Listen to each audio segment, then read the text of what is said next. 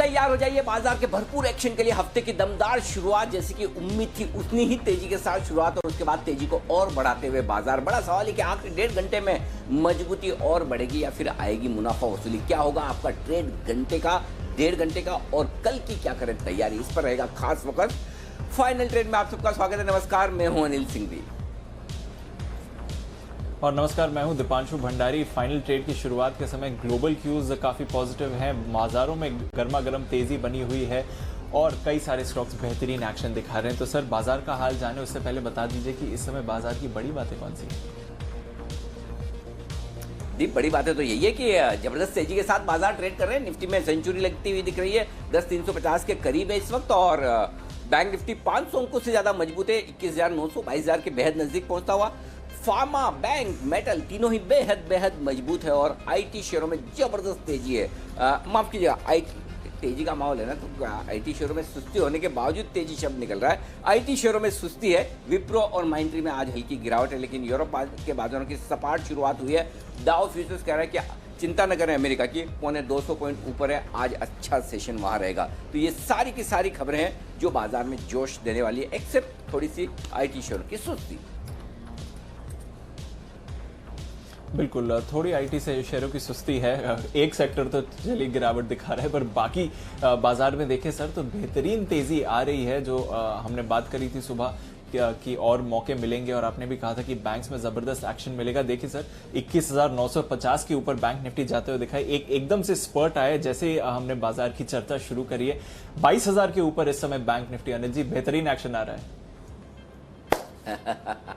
बिल्कुल, तो जैसा उम्मीद थी, 21,800 22,000 ये वो रेंज है जहां तक जाना था वहां पहुंच चुका है। देखिए, 22,150 22,200 फाइनल टारगेट है बैंक निफ्टी का, वहां तक जाना चाहिए। उसके बाद देखेंगे कि आगे किस तरह का संकेत होता है। मेरे ख्याल से यहां पर प्रॉफिट बुक करने का लेवल है। अगर आपने तेजी की है, थोड़ा इंतजार करें। 22,000 के आसपास डेटा ऐसे हैं जो आपको हाईएस्ट ओपन इंटरेस्ट भी दिखा रहे हैं बैंक निफ्टी पर मंथली सीरीज में। तो थोड़ी लेवल है जहां प्रॉफिट बुकिंग हो सकती है, लेकिन कुल मिलाकर ये कि 100, 150, 200 पॉइंट की जगह अभी भी बच सकती है। 22,150 वो सही लेवल है जहां पर इस तेजी में बैंक निफ्टी को कम से कम वहां पहुंचना। तो कई बार ये होता है ना कि आप इतनी तेजी में 100, 150 पॉइंट ऊपर का एक बार छोड़ना चाहते हैं, या फिर आप रखना चाहें तो फिर आप अपना स्ट्रिक्ट स्टॉप लॉस को फॉलो जरूर करें। लेकिन ओवरऑल इसमें कोई रुझान नहीं, तेजी का रुझान है। और हम यही करें कि दिन के दौरान जब भी बीच बीच में आपको मौका मिले, थोड़ा भी बाजार नीचे आ रहा है, ऐसा नहीं कि नहीं आ रहा है, जब भी बाजार नीचे आए खरीदिए। मजे की बात दीप एक जो दिख रही है वो बताऊं, 680 अंक ऊपर है माफ कीजिएगा बैंक निफ्टी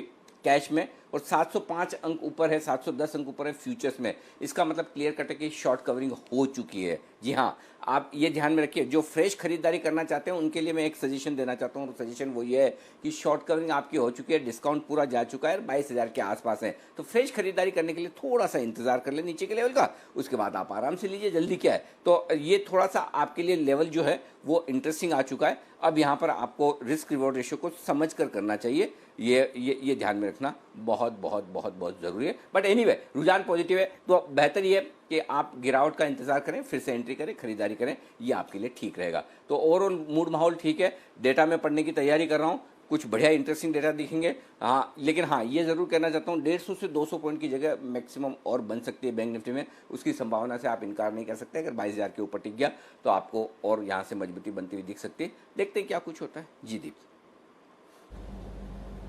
बिल्कुल अनिल जी, और शानदार तेजी बन रही है। दिन की ऊंचाई पर ट्रेड कर रहा है बैंक निफ्टी इस समय 22,000 के ऊपर, और शायद थोड़ी तेजी आ सकती है। रुपया भी मजबूत क्लोजिंग के संकेत, रुपये की भी क्लोजिंग हो गई है, मजबूत क्लोजिंग हुई है। 17 पैसे मजबूत होकर आज रुपया क्लोज हुआ है। 76 रुपीज और 2 पैसे पर क्लोजिंग हुई है, तो वहां पर भी अच्छे संकेत आ रहे हैं। बाजार भी एकदम तेजी में है इस समय। चलिए, हमारे एक्सपर्ट्स हमारे साथ जुड़ रहे हैं, उनसे स्टॉक्स के बारे में बात करेंगे, मार्केट डायरेक्शन के बारे में चर्चा करेंगे। पर उससे पहले बात करते हैं मानसी के साथ और जान लेते हैं कि कौन से इवेंट्स हैं, कौन से ऐसे ट्रिगर्स हैं जिन पर बाजार की नजर है आज, कल और परसों। गुड आफ्टरनून मानसी, बताइए। Good afternoon Deepanshu. शुरुआत आज से येस बैंक की बोर्ड बैठक पर फोकस है। पूंजी जुटाने को लेकर करीब 10,000 करोड़ जुटाने को लेकर कंपनी का बोर्ड कोशिश करेगा। इस पर हमारी नजर है। नतीजों के लिहाज से अपोलो हॉस्पिटल और इन्फोएज वायदा बाजार में आज इनके नंबर्स आने हैं, और साथ ही कैश स्पेस की कई सारी कंपनियां हैं जो आज के दिन अपने नंबर्स पेश करेंगी। कल यानी कि 23 जून के दिन MSCI 2020 के लिए मार्केट क्लासिफिकेशन रिव्यू पर घोषणा होने जा रही है। इसके अलावा ADAG ग्रुप की AGM होगी। एक एक कर तमाम कंपनियों की AGM एडीएजी ग्रुप की होती हुई कल के दिन हम देखेंगे। भारत रूस चीन के विदेश मंत्रियों की बैठक कल होने जा रही है और विदेश मंत्रियों की बैठक में भाग लेने वाले हैं विदेश मंत्री एस जयशंकर, ये भी संभावना है। और साथ ही नतीजों के लिहाज से एशियन पेंट्स, निफ्टी स्पेस में पेंट कंपनियों के नतीजे कल खासतौर से आएंगे और वायदा बाजार में Berger paint, bank of Baroda और साथ ही पेज इंडस्ट्री, तीनों ही कंपनियों के नंबर्स आते हुए हम देखेंगे। बुधवार का दिन 24 जून वेदांता डीलिस्टिंग प्रक्रिया पर ई वोटिंग की आखिरी तारीख होगी। इसके अलावा भारतीय इंफ्रा मर्जर पर बैठक होने की भी संभावना है।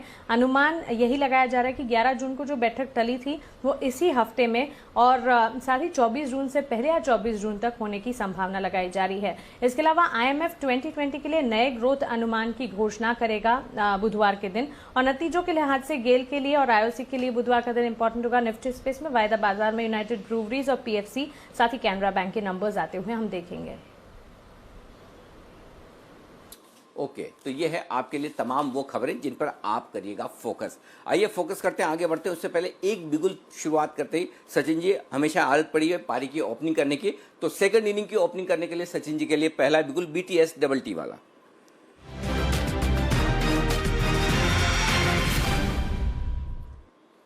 बताएं सचिन जी।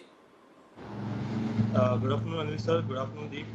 अनिल जी, शुक्रवार के सेशन में हमने यूबीएल पे एक ट्रेड दिया था एंड आज के सेशन में मुझे लग रहा है मैकडॉवेल काफ़ी इंटरेस्टिंगली प्लेस्ड है, तो यहाँ पर लॉन्ग करने की सलाह है। मैकडॉवेल फ्यूचर्स, यूनाइटेड स्पिरिट्स, 627 के स्टॉप लॉस के साथ आपको ये लॉन्ग पोजीशन बनानी है और एक ही टारगेट होगा अराउंड 652 का। जिस तरीके से इसका स्ट्रक्चर है, पिछले 7 दिनों के कंसोलिडेशन का एक ब्रेकआउट हुआ था फ्राइडे के सत्र में, बट क्लोजिंग उसके ब्रेकआउट लेवल के ऊपर नहीं हो पाई थी। बट जिस तरीके से आज ओपनिंग हुई है वो ओपनिंग काफ़ी अच्छी तरह सस्टेन्ड है, तो यहाँ से जो मोमेंटम मिल रहा है मुझे लग रहा है वो एक्सटेंड होना चाहिए। 652 के एक ही टारगेट के लिए यहाँ पर लॉन्ग पोजीशन रखनी है एंड 627 का होगा स्टॉप लॉस। तो ये है आपके लिए खरीदारी करने की राय मैकडॉवेल में सचिन जी की तरफ से। आइए अगला बिगुल है कुणाल जी और राकेश जी के लिए चार्ट कॉर्नर का।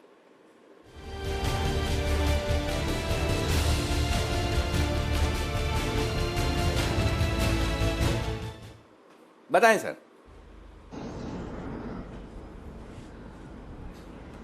अनिल जी, अभी सचिन जी खरीदारी की राय दे रहे थे मैकडॉवेल्स पर और हमारी खरीदारी की राय अनिल जी है यूबीएल पर, यानी कि यूनाइटेड ब्रूवरीज पर, जिसपे कि अभी रिजल्ट आने वाले हैं। बहुत ही बेहतरीन चार्ट स्ट्रक्चर है, बुलिश फ्लैग का ब्रेकआउट हुआ है। ये स्टॉक भी काफी समय से चुप था, वापस से इसमें तेजी बन रही है, तो एक क्लियर ब्रेकआउट चार्ट पर 1000 रुपए के ऊपर आता हुआ दिखाई पड़ रहा है। मौजूदा स्तरों पर बाय करके चले। Over to Rakesh ji.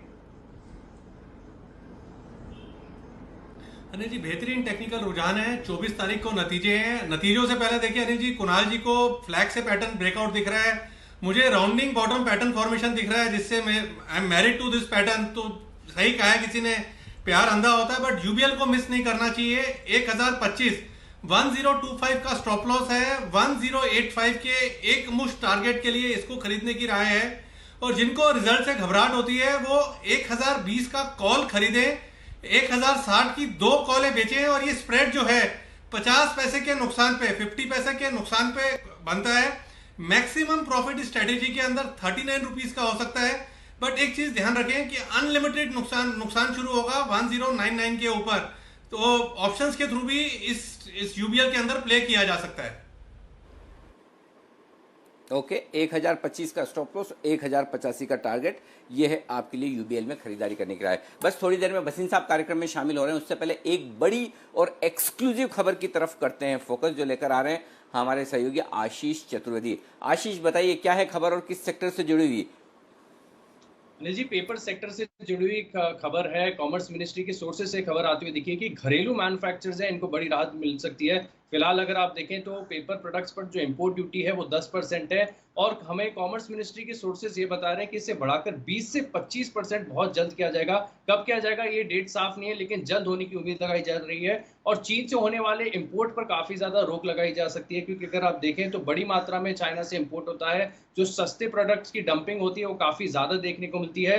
फिलहाल चीन से अगर आप देखें तो $70 करोड़ के इंपोर्ट होते हैं, $40 करोड़ के कोटेड पेपर का इंपोर्ट किया जाता है, $20 करोड़ के न्यूज प्रिंट पेपर का इंपोर्ट किया जाता है, जिसके चलते जो घरेलू मैन्युफैक्चरर्स हैं उन्हें काफी ज्यादा नुकसान होता है, उन्हें काफी ज्यादा सस्ते प्रोडक्ट्स के साथ compete करना पड़ता है। लेकिन जब ये डंपिंग ड्यूटी लग जाएगी तब कहीं ना कहीं एक लेवल प्लेइंग फील्ड देखने को मिल सकती है और जो घरेलू मैन्युफैक्चरर्स हैं उनको काफी ज्यादा राहत देखने को मिलेगी। और सही बात ये भी है कि अगर आप देखें तो पिछले एक हफ्ते में ही चीन में जो पेपर प्रोडक्ट्स की कीमतें हैं उसमें 10% की तेजी देखी गई है। यानी फिलहाल अगर आप देखें तो घरेलू जो मैन्युफैक्चरर्स हैं वो भी लगभग 10% तक अपनी कीमतें बढ़ा सकते हैं। तो कहीं ना कहीं आगे जाकर ये कंपनी के मार्जिन के लेके काफी ज्यादा पॉजिटिव हो जाएगा। बिल्कुल। और अनिल जी, एक और कदम सरकार उठा रही है डोमेस्टिक इंडस्ट्री को सहारा देने के लिए, और हम देख भी रहे हैं कि पेपर स्टॉक्स पिछले कुछ दिनों में एक्शन में भी आ रहे हैं। कितना बड़ा असर पड़ सकता है इस खबर का अगर ऐसा डिसीजन आ जाता है सरकार की तरफ से? मैं उस पर आपको विश्लेषण दूं उससे पहले एक चीज और पूछना चाहता हूं कि ड्यूटी कितनी लगने की तैयारी है, कब क्या कुछ हो सकता है, कब तक हो सकता है, जरा इसके बारे में एक बार मैं थोड़ा सा और राय में एक बार आशीष से ले लूं, उसके बाद में बताता हूं। जी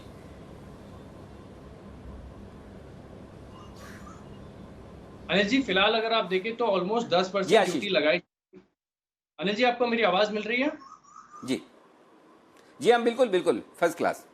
जी अनिल जी, इंपोर्ट ड्यूटी फिलहाल अगर आप देखें तो इंपोर्टेड पेपर प्रोडक्ट्स पर लगभग 10% लगाई जाती है, लेकिन एक लेवल प्लेइंग फील्ड के लिए जो कॉमर्स मिनिस्ट्री के सोर्सेज हैं वो हमें ये बता रहे हैं कि इसे बढ़ाकर 20 से 25% जल्द किया जाएगा। अब देखिए, जो एक डेट है, डेट साफ निकल के नहीं आ रही कि कल होगा परसों होगा, लेकिन काफी जल्द किया जा सकता है, क्योंकि अगर आप देखें तो पेपर मैन्युफैक्चरर्स को काफी ज्यादा नुकसान होता है, क्योंकि चाइना से जो डंपिंग होती है, और मैंने आपको आंकड़े बताए, आंकड़े बहुत बड़े हैं। आप देखिए कि $70 करोड़ के इंपोर्ट किए जाते हैं चाइना से, और वहां पर पूरा रोक लगाई जाएगा, तो कम से कम ये जो भारतीय मैन्युफैक्चरर्स हैं इनके लिए काफी बड़ी खबर निकल कर आ रही है। बिल्कुल, तो घरेलू मैन्युफैक्चरर्स के लिए बड़ी खबर हो सकती है अनिल जी। और जैसे कि आशीष बता रहे हैं कि जल्द इस पर डिसीजन लिया जा सकता है, सर कैसे देखना चाहिए? ये तो काफी फायदेमंद हो सकता है डोमेस्टिक पेपर कंपनीज के लिए, स्पेशली पैकेजिंग में जो इन्वॉल्व होंगे। सर बिल्कुल दीप, लंबे समय से ये सेक्टर इंडस्ट्री मुझे पसंद है और ये पूरी तरह से टर्न अराउंड होने की कोशिश होती हुई दिख रही है। इनमें दो बड़ी चीज़ें होने जा रही है दीप, जो ध्यान में रखनी चाहिए। पहला प्राइसिंग पावर और दूसरा प्रोडक्शन पावर। और किसी भी सेक्टर में तेजी के लिए ये दो चीज़ें सबसे ज़्यादा होती है। एक तो जिस कैपेसिटी पे कंपनियां, फैक्ट्रियां काम कर रही है उससे ज़्यादा प्रोडक्शन करे, और जो ज़्यादा प्रोडक्शन कर रहे हैं वो और ज़्यादा दाम पर बिके। अभी है ना, घरेलू मार्केट में पेपर के दाम जो चीन से इम्पोर्ट कर रहे हैं जो हमारे यहाँ लगभग बराबर है, ठीक है। अभी हुआ ये कि पिछले वीकेंड पे चीन ने 10% दाम बढ़ा दिए, तो चीन का इंपोर्ट आपका 10% महंगा हो गया, तो नेचुरली हमारे यहाँ घरेलू कंपनियां भी दाम बढ़ाएगी, 10 नहीं बढ़ाएगी तो 9% बढ़ाएगी, 1-8% चीन से नीचे रखेगी या उनके बराबर या 1% ज़्यादा रखेगी। ये ट्रेंड है, 1% ऊपर नीचे की रेंज में चलता है, तो 10% तो ये दाम बढ़ गए। अब सरकार ने लगभग मन बना लिया, जैसा आशीष कह रहे हैं कि इंपोर्ट ड्यूटी लगनी है। अब वो 10% से बढ़ाकर 20 या 25%, यानी कि 10 से 15% एडिशनल कुशन हो जाएगा। तो अब अगर 10 से 15% ड्यूटी लगती है तो चीन से आने वाला इंपोर्ट महंगा हो गया, तो अब घरेलू कंपनियां भले 15% दाम न बढ़ाए, 10 न बढ़ाएं, 7-8% तो बढ़ाएगी। इतना तो बढ़ाना ही बढ़ाना है उनको, तो उतना फायदा तो पहले तो ये कि 15 से 20% आपको दाम बढ़ाने का फायदा हो गया। दूसरा, जो चीन से इंपोर्ट आ रहा है अब वो बंद होगा, तो आपके यहाँ पे जो कैपेसिटी पर प्रोडक्शन चल रहा है 65-70% पे, वो 80-85% पर आराम से पहुंचेगा। तो प्रोडक्शन बढ़ने का भी डबल फायदा है। तो एक तो प्राइसिंग बेहतर हो जाएगी, प्रोडक्शन आपका ज़्यादा हो जाएगा, तो उनके लिए विन विन सिचुएशन है। और यही वजह है कि आपके लिए ये बड़ी चीज़ है। तो उस लिहाज से जो एक्शन है वो पूरी तरह से पेपर स्टॉक्स के लिए बेहतर होने वाला है। तो जो खास तौर से जिन स्टॉक्स पर आपको फोकस करना चाहिए वो है जेके पेपर, जो इस स्पेस की सबसे बेहतरीन कंपनी आप मानकर चल सकते हैं।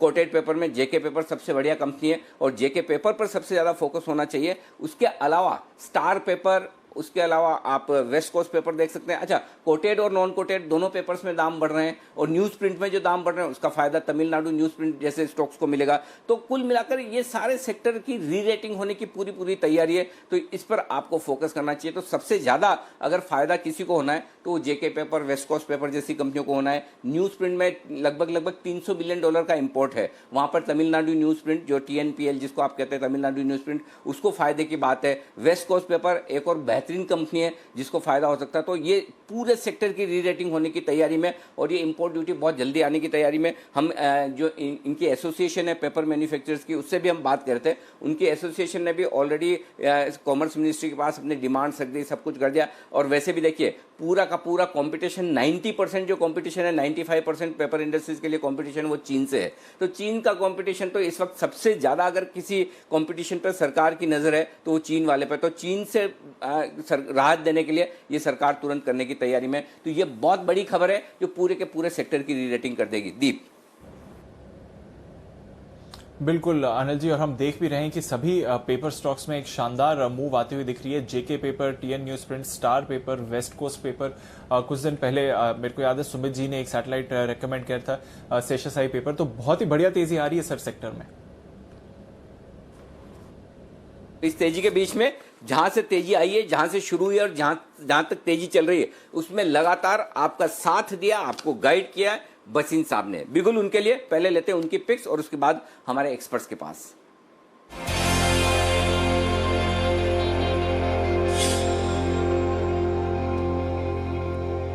आखिरी चरण में बैंकिंग शेयरों पे जबरदस्त बुलिश जो हुए हैं बसीन साहब, वो साफ तौर पर बैंक निफ्टी 22,000 तक पहुंचता हुआ दिख रहा है। शानदार तेजी चौतरफा सारे बैंक्स में होती हुई दिख रही है। बताएं सर, पहले तो बधाई 22,000 बैंक निफ्टी पहुंचने की आपको, और दूसरा ये कि बताइए पहले तो अपडेट। हाँ अनिल जी, देखिए अब तो बाजार में कोई ऐसा आदमी नहीं है जो ये नहीं सोच रहा कि वो कहते हैं ना फीलिंग ऑफ मिस्ड आउट इतनी लार्ज है कि आप देख ही रहे हो बैंकों में। और आपको ध्यान है जब 17,000 था और आरबीआई के गवर्नर ने रेट काटा था, आपके पैनल पे सब बहुत मंदी में थे। मैंने उस समय आपको कहा था we are going against the clock, this is an institution. आप देखेंगे राहत कितनी जल्दी आएगी। और वही देखिए कैसे आज बैंक निफ्टी 22,000 हो गया। और मुझे कोई दो राय नहीं कि दिवाली पे 24,000 भी हो जाए, तो ये कोई उससे पहले ही हो जाए। तो अनिल जी अपडेट तो आपको पता है, जितने बैंक थे हमने सब पे बहुत दो राय थी, कोई दो राय नहीं थी। और मैक्सिमम पेसिमिज्म जो पीएसयू बैंक्स पे थी उन सब में हमने रेवाली दिलाई है। और अभी आपके इंडिया वोल्ड, RBL, Bandhan bank, PFC, REC, across the board there is extremely good return जहां वो आए हैं। सुबह मैंने एसबीआई कहा था 187 का, वो 192 हो गया। आपको सन टीवी कहा था 404.5 में, वो 414 हो गया। और अडानी पोर्ट कहा था 348 रुपए में, वो भी 353-54 है। तो short term traders state bank और उसमें अगर रहेंगे तो 98 और 200 का भाव आज तो कल तक आ जाएगा। और आपको जैसे कहा था सन टीवी में 420 का टारगेट है, 414.15 में आप प्रॉफिट बुक कर सकते हैं। अब आप कहें तो दो मेरी बाय कॉल्स हैं, आप कहें तो मैं दूं सर। जी सर प्लीज शुरुआत करें। एक आपको पहले ये कह दूं, आप अभी पेपर के ऊपर बहुत बुलिश बात कह रहे थे एंड दैट्स राइटली सो। मैं यहाँ एक ही टिप्पणी करूंगा, the third largest player in the paper market on pulp and the lowest cost producer is ITC Bhadrachalam. और आईटीसी की कुछ नहीं किया इस शेयर ने। तो अगर आप पेपर घेर रहे हैं तो आईटीसी को मिस मत करिए, because ITC has all those businesses. ITC Bhadrachalam is the third largest player in the pulp player in the market. तो आईटीसी को इग्नोर ना करिए। तो सर मेरी पहली पिक है सर आईडीएफसी फर्स्ट बैंक, जो मेरा फेवरेट बैंक है। आपको याद है 18, 20, 22, 24, 25 सब जगह मैंने बाई दी। अब मैं बोल रहा हूँ 32.5 से 35 का टारगेट। 32.5 ट्रेडर के लिए है और 35 रुपए इन्वेस्टर के लिए है। 28 पे लीजिए, 27 का स्टॉप लॉस, 32.5 का टारगेट। दूसरा मेरा टॉप पिक है सर हैवेल्स, 570 से 72 का भाव है, 561 का स्टॉप लॉस रखिए, 590 टू 595 का टारगेट। ओके 590 टू 595 का टारगेट, 561। और बसीन साहब मुझे याद है आपके हमारे जमाने के दिनों में आईटीसी भद्राचलम अलग से हुआ करता था, ये अलग से लिस्टेड कंपनी होती थी पेपर वाली, राइट? बाद में मर्ज हो गई आईटीसी के अंदर। एब्सोल्युटली, बिल्कुल बिल्कुल। तो ITC Bhadrachalam, ITC one of the lowest cost producer है पेपर का। तो आईटीसी भी आपको पसंद है। आईडीएफसी फर्स्ट बैंक ये पसंद है बसीन साहब को। 28.50 के आसपास खरीदिए, 28 के आसपास खरीदिए, 27 रुपए का स्टॉप लॉस, 32.50, 35 का टारगेट। हेवल्स 570 के आसपास लीजिए, 570-72 में, 560, 61 का स्टॉप लॉस लगा लीजिए। 590 टू 595, 592, 595 के टारगेट के लिए बसीन साहब की राय। शुक्रिया सर आपका। 3 बजे आपसे फिर से बीटीएसटी कॉल्स के साथ होगी मुलाकात। ये कॉन्फिडेंस, ये जोश और ये कॉल्स आप देते रहें तब तक। आइए कुछ ही देर में मैं आपके लिए कल के 2000 भी रखने की तैयारी में हूं, लेकिन उससे पहले हमारे मेहमान हमारे साथ हैं। एक बार आशु जी से अपडेट ले लें और साथ ही उनका कोई स्प्रेड है तो बता दें। आशु जी। अनिल जी, मार्केट में पकड़ बनी हुई है, तो किसी भी तरह की कोई दिक्कत नहीं है। ब्रेकआउट भी चल रहे हैं, बहुत सारे स्टॉक्स में भी आ रहे हैं, इंडेक्स में भी अप मूव आ रही है। तो जितना जो मिस करता जा रहा है वो मतलब कोई लॉजिक है नहीं। तो अनिल जी 2-3 ट्रेड हैं। अपडेट तो अनिल जी एक सबसे इम्पोर्टेंट अपडेट तो कॉल भी दे देता हूँ, अपडेट्स भी दे देता हूँ। तो सबसे पहला अपडेट तो अनिल जी एक 10,199 का स्प्रेड है जो हमने 20 रुपये के क्रेडिट में बनाया था, अब वो 0 पे बन रहा है, तो 20 रुपये पर लॉट का प्रॉफिट है। और मैंने कहा था किसी को हेज करना है तो कर ले, जाने में कुछ भी नहीं है, मार्केट में पकड़ है, न्यूट्रल टू पॉजिटिव है, पॉजिटिव मार्केट है। दूसरा अनिल जी, एक कैन बैंक का ट्रेड दिया था 3 तरीके से, तो जिसने A-B-C किसी भी तरीके से ट्रेड किया हो उसको कोई भी दिक्कत नहीं है, uninterrupted without disturbance one side ऊपर चल रहा है। और अनिल जी इस अपडेट के साथ मैं फिर बोलना चाहता हूँ, अभी कैन बैंक का रेट है 113 रुपये। आप अगले महीने का जुलाई का फ्यूचर भी अगर 113 रुपये के आसपास ही चल रहा है, आप लेके बैठ जाइए। इसका स्टॉप लॉस आपको रखना है अनिल जी 10 रुपये का, 103 रुपये का, और मेरा टारगेट है 145 रुपये का, 140 से 45 रुपये का कैन बैंक का। तो 10 रुपये का स्टॉप लॉस, 30 रुपये की अपमूव ऊपर और लगती है। और इसके लिए अनिल जी स्प्रेड भी बना सकते हैं, लेकिन अगला महीना अभी अनिल जी स्प्रेड का नहीं है। उसका रीज़न ये है कि अगला महीना मुझे लगता है कि इस साल का सबसे बड़ा महीना है, 35 दिन का महीना है, 25 की एक्सपायरी खत्म हो रही है और अगली 30 तारीख को है, तो सवा महीने का महीना है अगला महीना डेरिवेटिव्स का।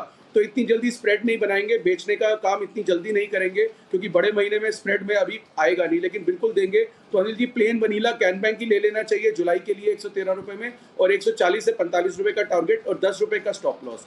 एक तो ये है अनिल जी। अनिल जी करंट एक्सपायरी के लिए भी 1-2 स्प्रेड है, स्टॉक के भी स्प्रेड है, आप कहें तो अभी बता दूं या आप बाद में बताऊं? आप बता दीजिए। बिल्कुल बिल्कुल, स्टॉक वाला पहले बता दें सर। ओके अनिल जी, एक बहुत बड़ा ब्रेकआउट, मतलब ब्रेकआउट क्या, मतलब पूरी एक्सपायरी के टॉप पे खड़ा वापस आ गया भारती। मैं भारतीय आपको पिछले 4 दिन पहले भी 550 के अराउंड था, 48 था अनिल जी। मैंने कहा था भारतीय में सब लोग कंसोलिडेशन मंदी की बात कर रहे हैं, कोई नहीं है, क्योंकि सबका फेवरेट था तो थोड़ा सा कंसोलिडेटेड मूव दिया है। अनिल जी भारतीय is right for crossing 600 probably in this expiry only, क्योंकि अगले 3 दिन में अगर मार्केट को और ऊपर लेके जाना है तो अनिल जी कौन से स्टॉक्स लेके जाएंगे? तो पहला स्टॉक मेरे को मुझे लगता है भारतीय, क्योंकि इस बैंड में 550, 580, 550, 580 में fag end of the month में टॉप पे आके खड़ा हो गया है। तो अनिल जी या तो फ्यूचर जो रिस्की ट्रेडर्स हैं, थोड़ा सा एपेटाइट रखते हैं, वो बिल्कुल फ्यूचर ले लीजिए। नहीं तो अनिल जी एक स्प्रेड है, बड़ा सिंपल स्प्रेड है, 570 की कॉल भारतीय एक ले लीजिए और 600 की कॉल बेच दीजिए। 570 की एक लेके 600 की एज गुड एज आपका फ्यूचर बाय हो जाएगा with A limited stop loss, और उसको छोड़ दीजिए एक्सपायरी तक।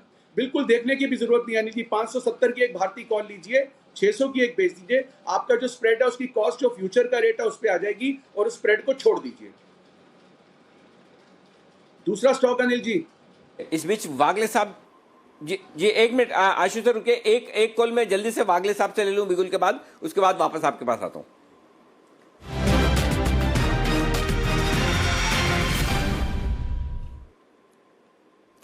बताएं सर।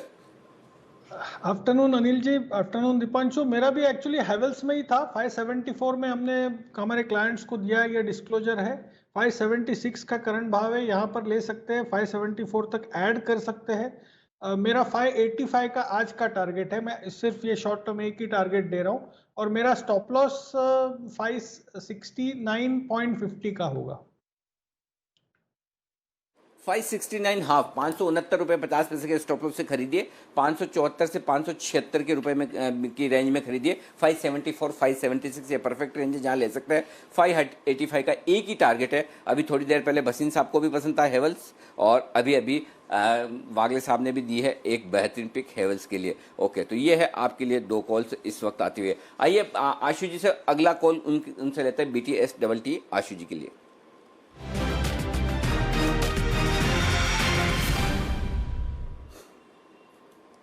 बताएं सर। अनिल जी दूसरा स्टॉक भी जो पहले से चल रहा है, फिर दोबारा रिमाइंड करवा रहा हूँ, 311 रुपए में टाटा स्टील अभी 323 का रेट है, लेकिन मुझे लगता है कि जो इसकी जर्नी है, जो हमारा अल्टीमेट टारगेट है 340 प्लस का, ये जर्नी उसकी तरफ बरकरार है। तो अनिल जी इसमें भी एक सिंपल स्प्रेड बनाना है। 320 की करंट, 320 की कॉल ले लीजिए और 335 की एक कॉल भेज दीजिए। ₹5 की कॉस्ट आ जाएगी। और अनिल जी टाटा स्टील में सिर्फ ₹5 की, 320 में 8-9 रुपए का वो है ऑप्शन का रेट है, और 335 की ₹3। 1:1 टाटा स्टील 320-335 एक्सपायरी के लिए बैठ जाइए। अनिल जी इसको आप छोटा ऑप्शन बड़ी कमाई करिए या मंजिला ऑप्शन और मंजली कमाई, कुछ नया नाम दे दीजिए, मतलब लिमिटेड रिस्क लिमिटेड प्रॉफिट, लेकिन आप पूरा पार्टिसिपेट कर सकते हैं। तो इसको अगर आप कोई नाम देना चाहते हैं तो नया डिवाइस कर दीजिए। तो इसमें अनिल जी जैसे भारती का स्प्रेड भी मैंने बताया, टाटा स्टील का भी, ये सब 1:1 है फॉर एक्सपायरी, क्योंकि एक्सपायरी ऊपर जाएगी या देखते हैं कहाँ तक जाती है। तो ये टाटा स्टील में भारती में स्प्रेड बना के बिल्कुल बैठ जाएं। और कैन बैंक तो plane vanilla future Anil ji अभी कोई स्प्रेड नहीं है, क्योंकि मैं जुलाई का भी बोल रहा हूँ लेने के लिए। उसके बाद अनिल जी एक आध स्प्रेड और है, फिर आप थोड़ी देर में देता हूँ मैं तो आपके पास। जी हाँ बिल्कुल, इसमें कुणाल जी राकेश जी के लिए बिल्कुल जल्दी से।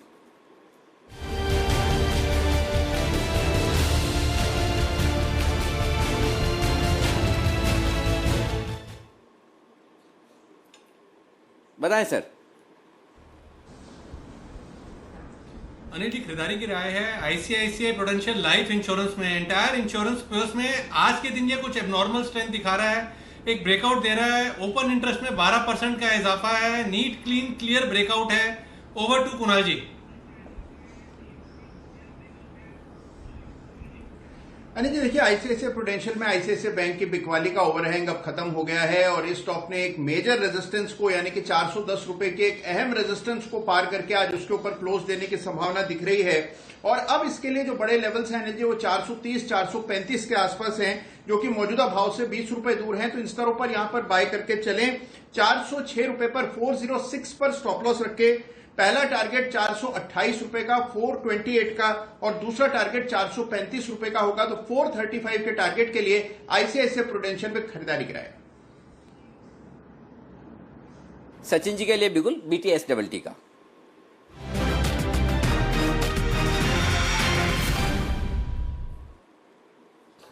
बताएं सचिन जी। अनिल जी खरीदारी करनी है लार्सन एंड टूब्रो में। फ्यूचर्स जिस तरीके से प्लेस्ड है, 900 का एक काफ़ी अहम सपोर्ट था, एंड जिस तरीके से इस पर्टिकुलर सपोर्ट के थोड़ा सा नीचे झुक के वापस स्टॉक ऊपर आ गया है, मुझे लग रहा है यहाँ पर वापस से एक मोमेंटम की तैयारी हो रही है। कल का सत्र अगर हम देखें तो वहाँ पर एक स्पिनिंग टॉप फॉर्मेशन था, एंड वो स्पिनिंग टॉप फॉर्मेशन के बाहर की मूवमेंट हो रही है। तो मुझे लग रहा है जल्दी इसमें मोमेंटम अच्छा बन सकता है, एंड ऊपर के लेवल्स अराउंड 935 तक ओपन है। तो मुझे लग रहा है यहाँ पर लॉन्ग पोजीशन बनानी चाहिए फ्रेश। 906 का आपको यहाँ से लगाना है स्टॉप लॉस, एंड 935 के आसपास होगा रिव्यू जोन। बाय करना है L&T फ्यूचर्स। ओके, 906 का स्टॉप लॉस, 935 का टारगेट, ये है L&T में खरीदारी की राय। और सचिन जी अब सुमित जी तैयार है अपने सैटेलाइट के साथ।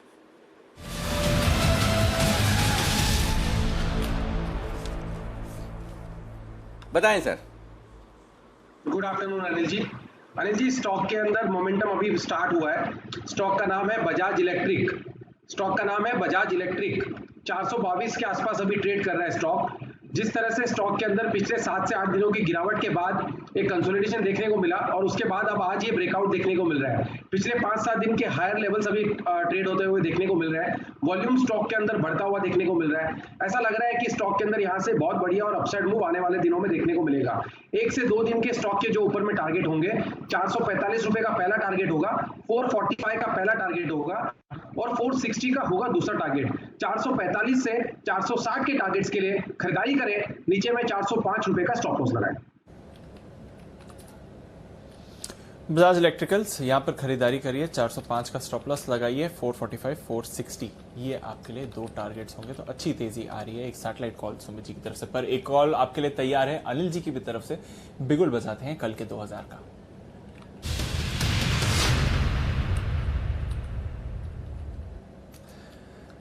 बताएं सर। फाइनली दीप मेरा नंबर भी आ गया, नहीं तो मैं अभी तक सबके नंबर में ही लगा था। खरीदने की राय है वेदांता। इस वक्त 109 रुपए पर ट्रेड कर रहा है वेदांता के फ्यूचर्स, ये खरीदने की राय है। आज ओपन इंटरेस्ट में 14% की बढ़त है, स्टॉक 3% के आसपास मजबूत है। इसे खरीदना है आज से लेकर 2 और दिन आगे तक, 24 तारीख तक। 24 तारीख बुधवार, ये डेट इंपॉर्टेंट है वेदांता के लिए, और इंपॉर्टेंट इसलिए 24 या फिर ये 25 तारीख जो गुरुवार है वहां तक के लिए लेना है। ये पोजिशनल कॉल है, कल के 2000 का है तो आप समझते ही हैं ये 1-2 दिन के लिए तो है ही, कम से कम कल के लिए तो है ही है। क्यों है वो मैं बता देता हूं। पहले तो 107 का स्टॉप लॉस लगा लीजिए और खरीदारी कीजिए। बुधवार को 24 तारीख को आखिरी दिन है ई वोटिंग का। जो कंपनी ने डीलिस्टिंग ऑफर दिया है उस डीलिस्टिंग ऑफर में अगर शेयर होल्डर्स चाहते हैं कि कंपनी की डीलिस्टिंग हो तो उन्हें अपनी ई वोटिंग के जरिए ये अनुमति देनी है। अगर समझिए मेजॉरिटी ऑफ शेयर होल्डर्स की अनुमति आ जाती है कि हाँ हम डीलिस्टिंग के लिए तैयार है, तो उसके बाद क्या प्राइस पर डीलिस्टिंग होगी वो बाद में तय होगी। तो जाहिर सी बात है 87 रुपये 40 पैसे जो कंपनी ने दाम दिया वो तो होने वाली है नहीं। रिवर्स बुक बिल्डिंग होगी और रिवर्स बुक बिल्डिंग में इस बात पर बहुत डिपेंड करेगा कि म्यूचुअल फंड, LIC, ये जो बड़े बड़े प्लेयर्स हैं ये किस दाम पर वेदांता का ऑफर करते हैं उनको शेयर डीलिस्टिंग के लिहाज से। और आप समझ सकते हैं कोई नीचे के दाम पर तो डीलिस्टिंग होने वाली नहीं है, क्योंकि सब लोग काफ़ी ऊपर का लेकर भी बैठे हैं स्टॉक की वैल्यू के हिसाब से अगर देखें करें तो। ये डीलिस्टिंग ऑफर अगर समझिए कि डीलिस्टिंग के पक्ष में ऑफर आ जाता है, शेयर होल्डर्स तैयार होते हैं, तो उसके बाद प्राइस डिस्कवरी वाला काम शुरू होगा और वो प्राइस डिस्कवरी नेचुरली आपकी यहाँ से ऊपर होती हुई दिखेगी। तो इस लिहाज से अब से लेकर 24 तारीख तक के लिए वेदांता में आपको खरीदारी करनी चाहिए। ये एक सेफ बेट है और यहाँ पर रिस्क नहीं के बराबर है, क्योंकि डीलिस्टिंग ऑफर आपके सामने है। तो आपको लगाना है स्टॉप लॉस 107 का, टारगेट रखिए 113 का आज के लिए और 117 तक के टारगेट कल के लिए। वैसे भी मेटल्स मजबूत है, ग्लोबल मार्केट तेजी में है, तो आपको मेटल से खरीदा तो यहाँ पर बायबैक का और डीलिस्टिंग का सपोर्ट है। तो उस लिहाज से मुझे लगता है कि ये एक परफेक्ट स्टॉक है जहाँ पर आप 2-3 दिन के लिहाज से पोजिशनली बहुत खरीदारी कर सकते हैं। और अगर 2-3 दिन में 120-125 की रेंज में पहुँच जाता है तो कोई बड़ी बात नहीं है। लेकिन फिलहाल आप ट्रेडिंग के लिहाज से 113-117 का टारगेट रखिए, स्टॉप लॉस ट्रेल करते जाइए और ऊपर की तरफ लेते जाइए। सिंपल, तो एकदम परफेक्ट बाय है वेदांता, नो ब्रेनर। जी दीप, बिल्कुल परफेक्ट बाय है वेदांता। सेक्टर भी अच्छा परफॉर्म कर रहा है और उसके बीच में आप देखें तो फिर स्टॉक के लिए भी जो स्टॉक स्पेसिफिक ट्रिगर्स हैं वो भी काफी मजबूत हैं। तो फिर नजर रखिए वेदांता पर, वहां पर आप अच्छी गेंस आते हुए देख सकते हैं। नजर रखिए RBL बैंक पर 10.5% की तेजी है। नजर रखिए IDFC फर्स्ट बैंक पर, जिस पर भसीन साहब अभी रिकमेंडेशन करके गए हैं, 9% की तेजी है। बंधन बैंक 8-8.5% ऊपर है। अनिल जी की birthday pick Federal Bank. Anil ji, यहाँ पर आपका तीसरा लक्ष्य भी आता हुआ दिख रहा है। जब आपने बर्थडे के दिन ये रिकमेंड करी थी तो कई सारे हमें टारगेट्स दिए थे सर, अब वो तीसरा लक्ष्य भी आ गया है फेडरल बैंक पर। 50, 52, 55, 58, 60 जो टारगेट से बीच वाले उस पर आ गया। कुछ स्टॉप लॉस रिवीजन करना चाहिए सर, कुछ अगर नर्वस ट्रेडर्स हो मार्केट में तो थोड़ा प्रॉफिट बुक कर लें या फिर बने रहें इसमें? नहीं, देखिए मेरे हिसाब से स्टॉप लॉस ट्रेल करके चलते रहिए। 22,000 के आसपास बैंक निफ्टी है तो थोड़ा रुकावट वाला लेवल तो है, इसमें कोई बड़ी बात नहीं है, लेकिन कोई ऐसी दिक्कत वाली बात नहीं है। आप स्टॉक स्पेसिफिक तेजी अभी भी रहेगी। अगर बैंक निफ्टी रुका तो भी वो रुकेंगे ना जो बैंक निफ्टी में है, फेडरल बैंक तो है नहीं बैंक निफ्टी में, तो मुझे नहीं लगता है कि ऐसी कोई दिक्कत वाली बात है। बस यही है कि थोड़ा वक्त लगता है। आप ऐसा नहीं कि आपने आज खरीदा कल के कल चल जाए। मुझे याद है मैंने मेरी बर्थडे के आसपास ये स्टॉक दिया था और वहाँ से अब देखिए 44-45 वाला 55, तो महीने भर में हो गया और क्या चाहिए। 20% से ज़्यादा का रिटर्न आ गए। तो धीमे धीमे चलते हैं स्टॉक, जरूरी नहीं कि आपको बोलते ही भाग जाए। ये कोई मालामाल वीकली तो है नहीं कि हम मना करने के बावजूद सर्किट लग जाए, उसका तो कोई इलाज है नहीं। तो एनीवे चलिए आइए, आशु जी तैयार हैं अपनी अगली स्ट्रेटेजी के साथ, उनके लिए बिगुल।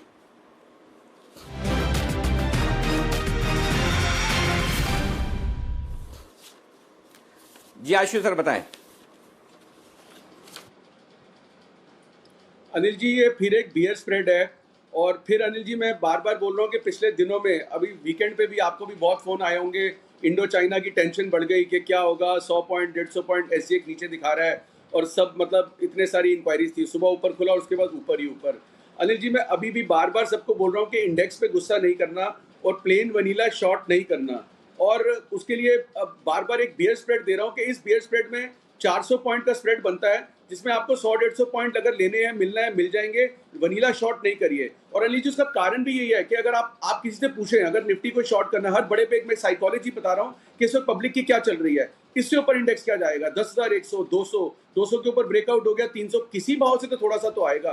तो उस थोड़े से के लिए अगर आप शॉर्ट करेंगे तो नया शॉर्ट फंसता जा रहा है, इसलिए वो चीज नहीं करनी है। तो अभी भी अनिल जी उसके लिए न्यूट्रल टू पॉजिटिव एक और स्प्रेड है, 10,400 का पुट लेना है। अब तो वीकली मंथली एक ही अनिल जी, थर्सडे की एक्सपायरी है। 10,400 का एक पुट लेना है और 10,200 के 2 पुट बेचने हैं। सो अनिल जी 1:2 बियर स्प्रेड, 10,400, 10,200 इसकी कॉस्ट है सिर्फ 10 रुपए और सेफ है 10,000 तक। तो अनिल जी कहीं से भी अगर ये जो 10,370 का निफ्टी है, अगर ये 10,400 के नीचे और 10,000 के बीच में कहीं बंद होता है तो इस 400 पॉइंट के अंदर ये प्रॉफिटेबल ट्रेड है। अगर 10,400 के ऊपर बंद होता है तो आपका कोई लॉस नहीं होगा, 10 रुपए होगा, वो कवर कर सकता है। अनिल जी एक और चीज स्प्रेड के साथ, जो अभी भी मैंने स्प्रेड दिए एक्सपायरी वाले, टाटा स्टील पॉजिटिव बोला, can bank plane vanilla positive बोला, भारती पॉजिटिव बोला, लेकिन मैं फिर बोल रहा हूँ अनिल जी, आप साइकोलॉजी फिर बता रहा हूँ, 10,400 all time high immediate future past का, उसके ऊपर आप कोई भी फ्यूचर लेंगे जरा भी घटेगा, आपका सौदा कट जाएगा, क्योंकि आपको मेंटली लगेगा मैंने बहुत ऊपर ले लिया, गलत तो नहीं ले लिया। इसलिए बोल रहा हूं अगर एंजॉय करनी है एक्सपायरी के नेक्स्ट 3 डेज और पॉजिटिव खेलना है तो 1:1 बुल स्प्रेड बना के बैठ जाइए। अगर आप प्लेन फ्यूचर फास्ट ट्रेडिंग नहीं कर सकते, जरा सा झटका होगा, हम बंद ऊपर होंगे, 50 पॉइंट नीचे खुलेंगे, आपका सौदा कटेगा कल, फिर हम 100 पॉइंट ऊपर होंगे, फिर आपको लगेगा नहीं मैंने तो बिल्कुल ठीक लिया था। तो इस सिचुएशन से अगर बचना है तो 1:1 स्प्रेड बनाइए। और किसी को अगर 100-150 पॉइंट की मंदी खेलनी है निफ्टी में, जिसका चांस है या नहीं है नहीं पता, उसको ये 10,401, 10,202 स्प्रेड बना के बैठ जाना चाहिए। स्प्रेड बना के आप खेल सकते हैं निफ्टी में। इसी हफ्ते की एक्सपायरी के लिए ये ट्रेड आ रहा है आपके लिए आशु जी की तरफ से। तो चलिए नजर है मार्केट एक्शन पर। 10,370 पर निफ्टी ट्रेड कर रहा है। देखते हैं कि 10,400 या उसके ऊपर निफ्टी जा सकता है कि नहीं। डेज हाई के आसपास ट्रेड होता हुआ दिख रहा है। लगभग 100 अंकों की गिरावट हुई है डेज हाई पर। बैंक निफ्टी पर 22,050 के ऊपर गया था, अब 21,960 के आसपास ट्रेड हो रहा है। पर चलिए कुछ और स्टॉक्स के बारे में जान लेते हैं जो आज मार्केट्स खुलने के बाद खबरों के दम पर एक्शन में दिखे हैं। लिस्ट तैयार है पूजा के पास, बताएं पूजा। जी, बैंक्स आज फोकस में थे क्योंकि फिच ने 9 भारतीय बैंकों का आउटलुक बदलकर नेगेटिव कर दिया है। हालांकि इसका कुछ ज्यादा असर नहीं पड़ रहा है आज बैंकिंग शेयरों पर, लेकिन ये खबर आई है जिसमें कि SBI, PNB, bank of Baroda का आउटलुक नेगेटिव किया है और आईडीबीआई, कैनरा बैंक का भी आउटलुक और इसके साथ ही साथ कुछ निजी बैंक आईसीआईसीआई और एक्सिस बैंक का भी आउटलुक यहाँ पर नेगेटिव कर दिया। तो कुछ कुल 9 बैंक हैं जिसमें कि यहाँ पर जो आउटलुक है वो बदलकर नेगेटिव किया गया है। इसके अलावा एलेम्बिक फार्मा से जुड़ी भी एक खबर आई थी। कंपनी की एक दवा को यूएसएफडीए से मंजूरी मिल चुकी है जिसका कि इलाज ब्लड क्लॉट के लिए होता है। धनलक्ष्मी बैंक आज नतीजे आने वाले थे और नतीजे जो आए उसमें मुनाफा घटा है कंपनी का, 27 करोड़ से घटकर 2 करोड़ रह गया है। एनआईआई सपाट ग्रोथ रही है। ग्रॉस एनपीए की बात करेंगे तो वहां पर नंबर्स अच्छे हैं और जो एनपीएस हैं वहां पर कमी देखी गई है। 7.13% से घटकर 5.9 हो गए ग्रॉस एनपीए और नेट एनपीए भी 1.62% से घटकर अब 1.5% हो गए। इसके अलावा एलएनटी से जुड़ी भी एक खबर आई थी। केबीआर के साथ कंपनी ने करार किया है। रिफाइनरी, पेट्रोकेमिकल्स और प्रोजेक्ट के लिए कुछ करार किया गया है। तो ये एलएनटी से जुड़ी खबर थी। इसके अलावा कुछ ब्लॉक डील्स भी हुई हैं। आईसीआईसीआई प्रूडेंशियल, यहाँ पर आईसीआईसीआई बैंक ने करीब 1.5% हिस्सेदारी बेची है। आरईसी में भी एक कुछ बड़े सौदे हुए हैं जिसमें कि 32 लाख शेयरों के सौदे हुए हैं। 108.55 प्रति शेयर पर यह सौदा देखने को मिला है आरईसी में। और ग्लेनमार्क फार्मा में भी कुछ बड़े सौदे हुए। 10 लाख शेयरों के कई सारे सौदे हुए। 553 से 576 रुपए 90 पैसे के भाव पर ये कुछ सौदे यहाँ पर देखने को मिले हैं। एक और खबर आई है अदानी पावर से जुड़ी। उसमें डीलिस्टिंग के लिए बोर्ड से मंजूरी मिल चुकी है और डीलिस्टिंग के लिए जो फ्लोर प्राइस है वो 33.82 रुपए प्रति शेयर तय किया गया। ये अदानी पावर से जुड़ी खबर थी जहां पर कि जिसके चलते आज कुछ एक्शन देखा गया स्टॉक में। बिल्कुल, तो नजर रखिए कुछ स्टॉक्स पर बेहतरीन एक्शन जिनमें आप देख रहे हैं। बहुत बहुत शुक्रिया पूजा ये सारी स्टॉक्स हमें बताने के लिए। आईसीआईसीआई प्रू पर आपके लिए चार्ट कॉर्नर आ गया है और साथ ही थोड़ी देर पहले अदानी पावर पर देखिए वैसे काफ़ी एक्टिव रहा है, बट क्योंकि जो डीलिस्टिंग प्राइस है वो ज़्यादा कन्विंसिंग नहीं है इसलिए हमने एक इमीडिएट डाउनवर्ड रिएक्शन भी उस स्टॉक पर देखा था। पर देखते हैं आगे किस तरह का एक्शन रहेगा। एक और स्टॉक, सचिन जी आपके पास आऊँगा मैं उसके साथ। सचिन जी आपके पास आऊँ उससे पहले अनिल जी की स्ट्रैटेजी तैयार है, तो पहले स्ट्रैटेजी का बिगुल बजा लेते हैं।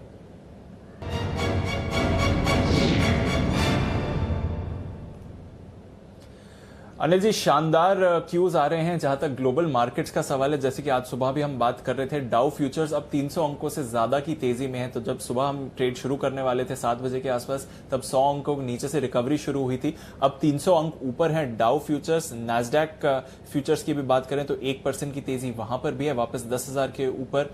यूरोप के बाजारों की बात करें तो वहां पर भी अच्छी शुरुआत हुई है, ज्यादा तेजी में अभी नहीं है, बट फिर भी 0.5% ऊपर आपको यूरोप के बाजार भी दिखेंगे। तो अनिल जी, शानदार क्यूज आ रहे हैं जहां तक ग्लोबल मार्केट्स का सवाल है। दीप, हमें तो ये तो 300 पॉइंट अब ऊपर हुआ है। जब सुबह 60-70 पॉइंट डाउन नीचे था तब भी अपना तो कॉन्फिडेंस उतना ही था। मैं तो बोल ही रहा था जितना लाल निशान में जितना नीचे खुले उतना बढ़िया, उतना तुरंत लपकेंगे, लेकिन मौका ही नहीं दिया। अब क्या करें। और हरी निशान में खुलने के बाद हम 60 बजे से कर रहे थे। एनीवे, जो नहीं हुआ वो नहीं हुआ, लेकिन उसके बावजूद तेजी तो भरपूर बनी है, उसमें कोई डाउट नहीं है। अब आइए पहले निफ्टी की बात करते हैं। पहली चीज़ आपको एक बढ़िया कॉन्फिडेंस देने वाली बात कहूँ, 10,275 10,300 के नीचे निफ्टी जाएगा नहीं।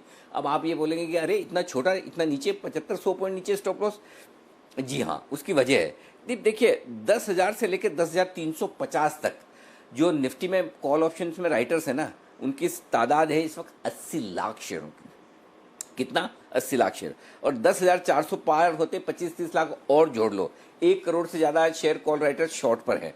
अभी भी निफ्टी में इतनी कॉल राइटिंग है जो शॉर्ट कवर होना बाकी है, और निफ्टी में अभी भी शॉर्ट कवरिंग पूरी नहीं हुई है। 14 पॉइंट के डिस्काउंट पर निफ्टी फ्यूचर्स ट्रेड कर रहे हैं। अभी ताज़ा मैं और देख लूँ, 10,380 और 10,360 भी, यहाँ अभी 18-20 पॉइंट का डिस्काउंट है। तो बैंक एंड तो निफ्टी में अभी भी तो 10,275 10,300 आज का जो लो है, ये आपके लिए मजबूत सपोर्ट है। देखो तेजी के मार्केट का मजा तभी है जब आपको अपना स्टॉप लॉस पता है, और स्टॉप लॉस है आज के दिन का लो। आज के दिन के लो को स्टॉप लॉस मानकर तेजी में बने रहें। 10,450 10,500 तक के टारगेट के लिए पॉइंट नंबर 1, अगर आपका इंडेक्स में इंटरेस्ट हो। अगर समझिए इंडेक्स में इंटरेस्ट नहीं है, अरे क्यों 75-100 पॉइंट के लिए कौन निफ्टी में दिमाग लगाएगा, मत लगाओ। स्टॉक्स हैं भरपूर, तो अगर आपको निफ्टी 75-100 पॉइंट से ज़्यादा गिरना नहीं है तो आपकी जो मर्जी है वो स्टॉक खरीदो, वहां पर एक्शन भरपूर है। तो पहली चीज क्लियर कर दी मैंने, 10,275 10,300 मजबूत सपोर्ट, नहीं टूटने वाला आसानी से कम आज तो बिल्कुल भी नहीं। ग्लोबल संकेत कल के कल देखे जाएंगे। ऊपर की तरफ 10,450 10,500 तक के टारगेट आपके लिए बनते हैं। ये 10,400 10,450 10,500 ये ठीक है। पॉइंट नंबर 1, थोड़ी प्रॉफिट बुकिंग आ भी जाए तो वहां पर आपको वापस नीचे खरीदना। अब आइए बैंक निफ्टी। बैंक निफ्टी में दीप ये समस्या है, जो कॉन्फिडेंस अब खरीदने का निफ्टी में अभी है वो बैंक निफ्टी में नहीं है। क्योंकि बैंक निफ्टी में कॉन्फिडेंस सुबह था 21,600 पर, राइट। मैंने बोला भी है कि देखो 21,600 पार होते ही यहाँ पर खरीदने का सिग्नल आ रहा है, वेट मत करेगा। और जब तक हम कॉल वॉल दे रहे थे बीच में ये भाग गया। बैंक निफ्टी में क्यों कॉन्फिडेंस नहीं, मैं बता दूं। बैंक निफ्टी मेरा गोल्डन लेवल जो था ना प्रॉफिट बुकिंग का 22,000 22,200 उस रेंज में पहुंच गया। 22,078 का स्पॉट लेवल पर हाई है, और फ्यूचर्स में देखिए आज का हाई है 22,126। तो 22,150 की बात मैं बार बार करता था, आज का हाई देखिए 22,126। अब 22,000 के इंडेक्स में 25-50 पॉइंट तो इधर उधर आप गिन लीजिए। अब मैं क्यों मना कर रहा हूं कि बैंक निफ्टी में यहां नहीं खरीदना है, उसके 2 कारण हैं दीप। पहली चीज, बैंक निफ्टी में आप एक इंटरेस्टिंग चीज देखेंगे, बैंक निफ्टी है ना डिस्काउंट से फ्यूचर प्रीमियम पे आ गया। इसका मतलब क्या है? इसका मतलब है कि बैंक निफ्टी में जो शॉर्ट कवरिंग होनी थी वो ब्रॉडली हो गई। आज सुबह आप देखिए जब हमने शुरुआत की थी तो बैंक निफ्टी थोड़ा डिस्काउंट पर था, ज़्यादा नहीं, भले 1-8 पॉइंट का रहा हो, लेकिन अब तो प्रीमियम में आ गया। तो बैंक निफ्टी का डिस्काउंट जा चुकी है, इसका मतलब क्लियर कट है शॉर्ट्स अब उतने बचे नहीं। 22,000 वो लेवल है जहां पर एक बार तो प्रॉफिट बुक करना चाहेंगे तेजी करने वाले ट्रेडर्स भी। 22,200 वो परफेक्ट रेंज है। तो मेरा ये समझना है एक बार थोड़ा नीचे आ जाए, 21,800 21,600 की रेंज में आए बैंक निफ्टी, तब फिर से एंट्री करेंगे। लेना है, ये बात पक्की है। और मैं ये नहीं कह रहा कि आप एग्रेसिवली शॉर्ट करो, जो शूरवीर लोग हैं, हिम्मत वाले हैं, जो कर सकते हैं वो करें। 22,200 आपका क्लियर कट स्टॉप लॉस है, लेकिन नीचे में 21,600 21,800 की रेंज में आएगा तब बैंक निफ्टी वापस लेना है। 21,500 के नीचे जाने के चांस बैंक निफ्टी के कम है, नहीं के बराबर है 21,450। रीजन 5 लाख शेयर 21,500 के पुट पर हैं और 4 लाख शेयर कॉल्स में। जैसे ही वहां पर आप पहुंचेंगे वहां पे आपकी खरीदारी हो जाएगी, तो नेचुरली वहां पर खरीदारी होने की संभावना है। 22,000 के पार निकल कर टिके तो थोड़ी शॉर्ट कवरिंग और आ सकती है। अब भी 6 लाख शेयर वहां पर है ओपन इंटरेस्ट में, और अगला पड़ाव 22,500 के आसपास का है। तो मैं बैंक निफ्टी के लिए खरीदने का इंतजार करूंगा 21,600 21,800 की रेंज में। निफ्टी मुझे लगता नहीं 10,300 के आसपास आएगा तो वहां खरीदेंगे। लेकिन निफ्टी में अब यहाँ फ्रेश खरीदारी करने के लिए कॉन्फिडेंस निफ्टी में ज्यादा है, बैंक निफ्टी में थोड़ा सा कम शॉर्ट कवरिंग चुकी हो चुकी है। जी दीप। बिल्कुल, तो निफ्टी में आपको फिर भी एक अच्छा ट्रेड मिल जाएगा, बैंक निफ्टी में कम है। और ये बिल्कुल सटीक स्ट्रैटेजी जब सुबह दी गई थी तो अनिल जी ने कहा था कि निफ्टी में इस समय ट्रेड अवॉइड करिए, बैंक निफ्टी में बढ़िया ट्रेड मिलेगा, और बिल्कुल वैसा ही मिला आपको दिन में। अब अनिल जी कह रहे हैं कि बैंक निफ्टी की मूव थोड़ा डिप का इंतजार करिए, पर निफ्टी में और अप मूव आ सकती है। तो ये है अनिल जी की तरफ से स्ट्रैटेजी। चलिए कुछ और स्टॉक्स पर फोकस डाल दें। नतीजों के दम पर अपोलो हॉस्पिटल्स खबर में है, इनके नतीजे आने वाले हैं, क्या है अनुमान? देवांशी के पास तैयार है प्रीव्यू, बताएं देवांशी।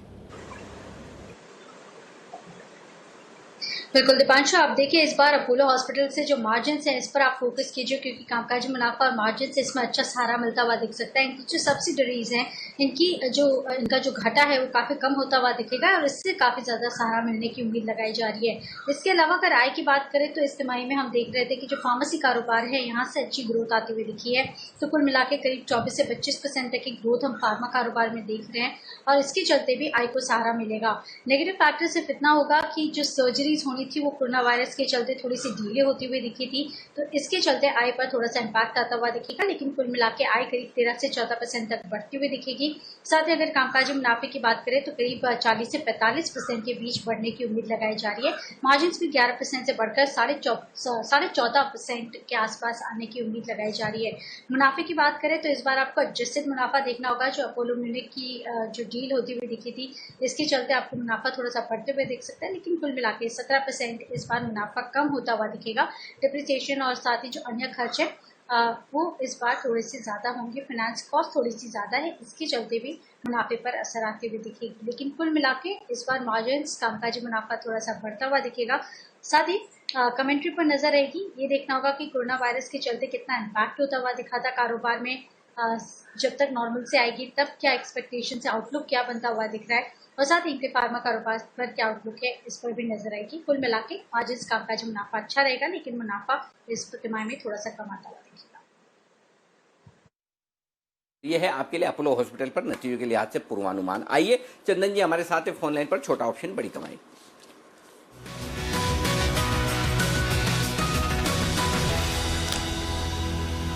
और चंदन जी देने वाले हैं छोटा ऑप्शन बड़ी कमाई। उसके तुरंत बाद आशु सर की तरफ से आ रही है बीटीएसटी कॉल। तो चंदन जी बताएं पहला स्टॉक अपना। जी हाँ, नमस्कार। देखिए पहले स्टॉक की बात करें तो पहले तो निफ्टी पे ही फोकस करेंगे और जिस हिसाब से निफ्टी जो प्रीवियस स्विंग आई है 10,333 को निकाल के ऊपर होल्ड कर रहा है और बैंक निफ्टी ने भी 20,000 के जो इमीडिएट 22,000 का लेवल था उसका हर्डल निकाला है। तो दोनों ही इंडाइसिस में एक मेजर ब्रेकआउट देखने को मिले हैं। तो 22,000 के ऊपर होल्ड करते ही बैंक निफ्टी में 500-600 पॉइंट का शॉर्ट कवरिंग बनना चाहिए, वही निफ्टी 10,500 की तरफ चलना चाहिए। तो ये सब ध्यान में रखते हुए जो ये मंथली एक्सपायरी यानी ये इस वीक को जो एक्सपायरी हो रही है उसका 10,350 का कॉल लेने की सलाह रहेगी।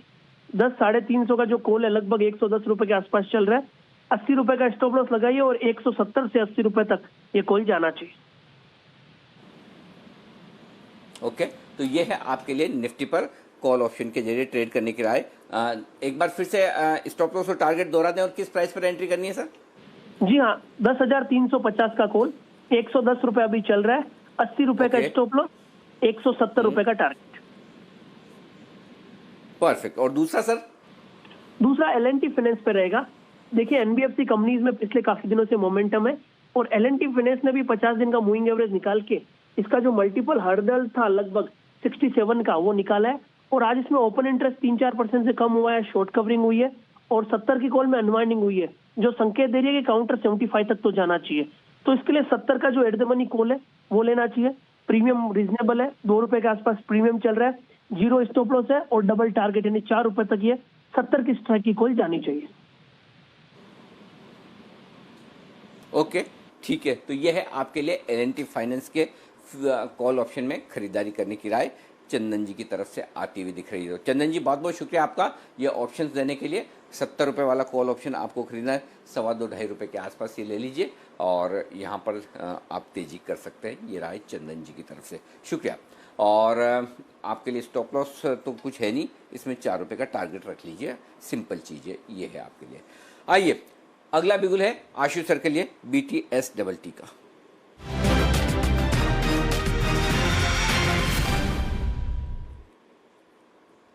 बताएं सर। अनिल जी एक बैंकिंग स्टॉक ही है। पिछले दिनों में अनिल जी काफी इसने मंदी का दौर दिखाया था प्राइवेट बैंक ने और बाकियों के कंपैरिजन में जिस तरह की इसकी मूव आई है वो है एक्सिस बैंक। अनिल जी जिस लोअर लेवल से ये निकल के आया है और जिस लेवल पे खड़ा हो गया है, मुझे लगता है कि अमंग्स द बैंकिंग स्टॉक ये अगले इस एक्सपायरी के लिए अगर अगला मूव आना है तो ये सबसे बड़ा शॉर्ट कवरिंग कैंडिडेट बन सकता है बैंकों के अंदर। तो अनिल जी लेकिन मोड ऑफ बाइंग बहुत इंपॉर्टेंट है अनिल जी, क्योंकि ऑल सेनेटम इस लेवल पे है, वॉलेटिलिटी बहुत बढ़ेगी, ग्लोबल न्यूज फ्लो तंग करेगा। तो अनिल जी 420 की call in the money axis bank की लेनी है। 420 की call in the money axis लेनी है। एक्सिस का फ्यूचर है 434 और 450 की एक बेच देनी है। तो आपकी जो कॉस्ट है अनिल जी एज गुड एज फ्यूचर आ जाएगी, वही 15-16 रुपए की 434 का फ्यूचर चल रहा है। एक्सिस बैंक लेके बैठ जाइए, आपको इसमें अनिल जी 1520 रुपए जो आपको अप मूव मिल जाएगा। अनिल जी देखिए, इंटरेस्टिंग ट्रेड ये सारे इसलिए हैं क्योंकि 3 दिन एक्सपायरी है। कोई भी फ्यूचर में ट्रेड करता है ना 5, 7, 10 रुपए में जल्दी बुक कर लेता है, लेकिन उसके साथ रिस्क भी उतना ही है। तो जितने स्प्रेड है अनिल जी, इनमें स्टॉप लॉसेज इनबिल्ट है, पार्टिसिपेशन आपकी पूरी है कि आपने 470 तक तो वेट करनी नहीं है अगर जाएगा तो। लेकिन मैं अगर प्लेन वनीला फ्यूचर की बात करूं तो अनिल जी मेरा 405 का स्टॉप लॉस है और टारगेट 475 से 500 रुपए तक का है। लेकिन अनिल जी फिर भी मार्केट की वॉलिटिलिटी आपको वहां तक तो वेट करने नहीं देगी और बीच में कुछ ना कुछ ऊपर नीचे रहता है। तो 420 की स्टॉप कॉल लेके बैठ जाइए और 450 की बेच दीजिए। आप as good as future buying है, 3 दिन बिल्कुल एक्सपायरी को एंजॉय करिए। तो अनिल जी कैंडिडेट जो आइडेंटिफाइड है बैंक्स में वो एक्सिस बैंक है। ओके, तो पहली चीज तो आपको एक्सिस बैंक में करनी है खरीदारी, और वो खरीदारी करने के लिए आपको 420 रुपए का कॉल ऑप्शन खरीदना है, 450 रुपए का कॉल ऑप्शन बेचना है। इसकी कॉस्ट क्या आएगी सर, और स्टॉप लॉस क्या रखना है? अनिल जी 14-15 की कॉस्ट है, तो 420 प्लस 14-15 435, और वही फ्यूचर का रेट चल रहा है 433-34। तो यही स्टॉप लॉस है अनिल जी। आखिर तक वेट करेंगे, आखिरी दिन डिसाइड करेंगे, तब तक तो हम आपके साथ मिल लेंगे और सबका अपडेट दे देंगे। ठीक है, परफेक्ट। तो चलिए, यहाँ पर तेजी करने के लिए एक्सिस बैंक में है, आशीष सर की तरफ से तेजी करके चल सकते हैं आप। 15 रुपए की कॉस्ट में ये बेहतरीन स्ट्रेटेजी बन रही। 420 का कॉल ऑप्शन खरीदिए, 450 का कॉल ऑप्शन बेचिए। सुमित जी की तरफ से सैटेलाइट आने की तैयारी, सैटेलाइट है या Sumit ji BTST call? BTST call है सुमित जी की तरफ से, और सुमित जी आप बीटीएसटी कॉल दे, उसके साथ साथ जी हाँ मैं बता दूं, कुणाल जी और राकेश जी एक बड़ी स्पेशल पिक लेकर आए हैं, बहुत ही सरप्राइज। बंसल जी सरप्राइज भी क्या कुछ? Anil ji double surprise Anil ji. My god, double surprise. Okay, तो जल्दी से पहले एक बार बिगुल काम निपटा लेते हैं सुमित जी का, और उसके बाद डबल सरप्राइज के लिए हो जाइए आप सब लोग तैयार है। सुमित जी के लिए बिगुल।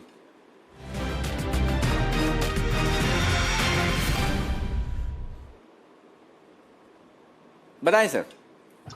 अनिल जी बीटीएससी स्टॉक में जो बाय साइड पे रडार आया है, बाय साइड के रडार पे आया है, वो स्टॉक है नेशनल एल्यूमिनियम, जो आपका भी एक फेवरेट स्टॉक है और एक बहुत लोअर लेवल्स पे एक अच्छे भाव पे स्टॉक अभी मिल रहा है। पिछले 7-8 दिनों की गिरावट के बाद स्टॉक ने अभी यूटर्न मारा है, और जिस तरह से मेटल सेक्टर, मेटल स्पेस में एक एक करके बाइंग देखने को मिल रहा है, ऐसा लग रहा है कि नेशनल एल्यूमिनियम नेल्को के अंदर यहाँ से ऊपर का मूव देखने को मिलेगा। नेशनल एल्यूमिनियम अभी सीएमपी पे बाय करें, 30 रुपए 50 पैसे का इसमें नीचे में लगा है स्टॉप लॉस। जिस तरह की आज की कैंडल फॉर्म हो रही है और जो आज के वॉल्यूम्स देखने को मिल रहे हैं, उसको देखते हुए मेरे को लगता है कि इस हफ्ते में नेशनल एल्यूमिनियम नेल्को के अंदर ऊपर में 34 रुपए से लेकर 36 रुपए तक का अपसाइड मूव देखने को मिल सकता है। 34 रुपए स्टॉक का होगा पहला टारगेट, 36 रुपए होगा स्टॉक का दूसरा टारगेट। इस हफ्ते में मेरे को लगता है कि मेटल सेक्टर और मेटल स्टॉक से एक अच्छा परफॉर्मेंस दिखानी चाहिए, जिसमें नेल्को एक काउंटर होगा जो अच्छा परफॉर्म करेगा। तो यहाँ पे बाय करें, 30 रुपए 50 पैसे का स्टॉप लॉस, 34 से 36 के टारगेट होंगे। ओके, 34 से 36 रुपए तक के टारगेट के लिए करें खरीदारी, 30 रुपए 50 पैसे के स्टॉप लॉस के साथ। नेल्को बहुत ही बेहतरीन कंपनी, बेहतरीन फंडामेंटल, बेहतरीन वैल्यूएशन, यहां पर आप कर सकते हैं तेजी। AIA इंजीनियरिंग मुनाफा 156 करोड़ से घटकर 141 करोड़ रिजल्ट्स आए हैं। कुणाल जी, राकेश जी, आपकी वो डबल सरप्राइज वाली गिफ्ट मैं लेने आ रहा हूं, उससे पहले जल्दी से एक बार चार्ट्स कुणाल जी देख लें। AIA इंजीनियरिंग आय में भी कमी आई है, मुनाफे में भी कमी आई है। आजकल नॉर्मल है ये मुनाफे में और आय में कमी आना, लेकिन कम कमी आना अच्छी बात है, ज्यादा कमी आना थोड़ा सा मुश्किल वाला मामला है। तो यहां पर AIA इंजीनियरिंग रिजल्ट्स आपके सामने, जल्दी से एक बात बता दें। अनिल जी देखिए, ट्रेडिंग के लिए ठीक नहीं है, लेकिन जिनके पास निवेश है उन्हें निवेशित रहना चाहिए। मुझे नहीं लगता बहुत ज्यादा डाउनसाइड है। एक बड़ा सपोर्ट मुझे 1575 के आसपास नजर आता है, अभी 1634 का भाव है, तो मुझे लगता है कि डाउनसाइड रिस्ट्रिक्टेड है। और ऊपर जब तक ये स्टॉक 1655 के लेवल्स को पार न करे तब तक नई खरीद नहीं करनी है। तो 1655 के ऊपर इसमें ब्रेकआउट होगा और 1575 के नीचे कमजोर होगा, तो इस दायरे में मुझे लगता है कि दूर रहें स्टॉक से बेहतर है। तो ये है आपके लिए AIA इंजीनियरिंग में खरीदारी करने का। सचिन जी के लिए बिगुल, BTST का, और उसके बाद कुणाल जी राकेश जी के पास चलेंगे।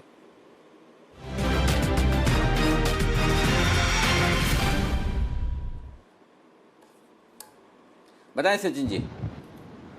अनिल जी, बिल्कुल की रिक्वेस्ट नहीं थी, बट बजाय तो मेरे पास ऑलरेडी एक स्टॉक है जो मैं ब्रेकडाउन के लिए वेट ही कर रहा था। स्टॉक का नाम है MGL। मुझे लग रहा है यहाँ पर बिकवाली करनी चाहिए। जिस तरीके से यहाँ पर पोजीशंस बन रही है, एक double top kind of formation है 1085 के स्विंग के साथ, और आज की जिस तरीके से शुरुआत हुई है, तो मुझे लग रहा है यहाँ पर थोड़े से शॉर्ट पोजीशन रखने में कोई हर्ज नहीं है। स्टॉक चल रहा है अराउंड 1058 के आसपास फ्यूचर्स में। स्टॉप लॉस आपको लगाना है अराउंड 1068.50 का।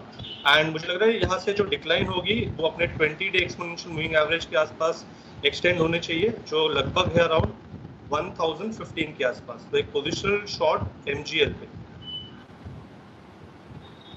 ओके, MGL में बिकवाली की राय 1058 के आसपास बेचिए, 1068.50 के टारगेट स्टॉप लॉस के साथ। टारगेट कितना बताया सचिन जी? 1015 1015। ठीक है, ये है आपके लिए। अब कुणाल जी और राकेश जी के लिए Bigul special. Kunal ji, Rakesh ji, chart corner, BTSTT और pick of the day, 3 option है आपके पास। और उसके अलावा अगर आपको कोई, अगर सुमित जी से उधार चाहिए तो सैटेलाइट मांग लो, और कोई चाहिए तो वो बता दो। बाकी तो ये 3 बिगुल आपके लिए है हमारे पास में। कौन सा वाला चाहिए? नहीं अनिल जी एक बिगुल और था। आपके जन्मदिन के अवसर पे हमने अदानी ट्रांसमिशन दिया था और बोला था जब जब उस कैटेगरी की कोई स्टॉक आएगा तो आपके जन्मदिन को दोबारा साप्ताहिक या मासिक रूप से बनाएंगे। तो अनिल जी, आपके जन्मदिन के अवसर का ये गिफ्ट है, फॉलो ऑन गिफ्ट है, तो उसका कोई अलग बिगुल है तो बजाए, नहीं तो जो भी बिगुल बजाना है वो बजाए अनिल जी। वो तो साल में एक दिन आता है बर्थडे, तो उसका गिफ्ट तो अभी गया कि किधर, वो बिगुल का ही गया। मुझे तो याद भी नहीं कोई स्पेशल बिगुल। दीप, आपको याद है? नहीं अनिल जी, स्पेशल बिगुल तो नहीं था उस दिन। 10 की कमाई वाला बजा होगा। देखो मैं तो बंसल जी, देखो मैं तो अपने बर्थडे में बिजी था, तो मुझे तो पता नहीं क्या चल रहा है क्या नहीं चल रहा है। दीप को भी याद नहीं है, तो आप जो बोलो वो वाला बजा दे, जल्दी से बता दो, क्योंकि अब इंतजार नहीं हो रहा। कौन सा वाला चाहिए वो जल्दी से बोलो आप। अनिल जी, फिर पिक ऑफ द डे का ही बजा दीजिए Anil ji. Pick of the day Anil ji. हाँ, पिक ऑफ द डे का वो उसका स्ट्राइक रेशियो 100% है। चलिए, पिक ऑफ द डे का बिगुल कुणाल जी और राकेश जी के लिए।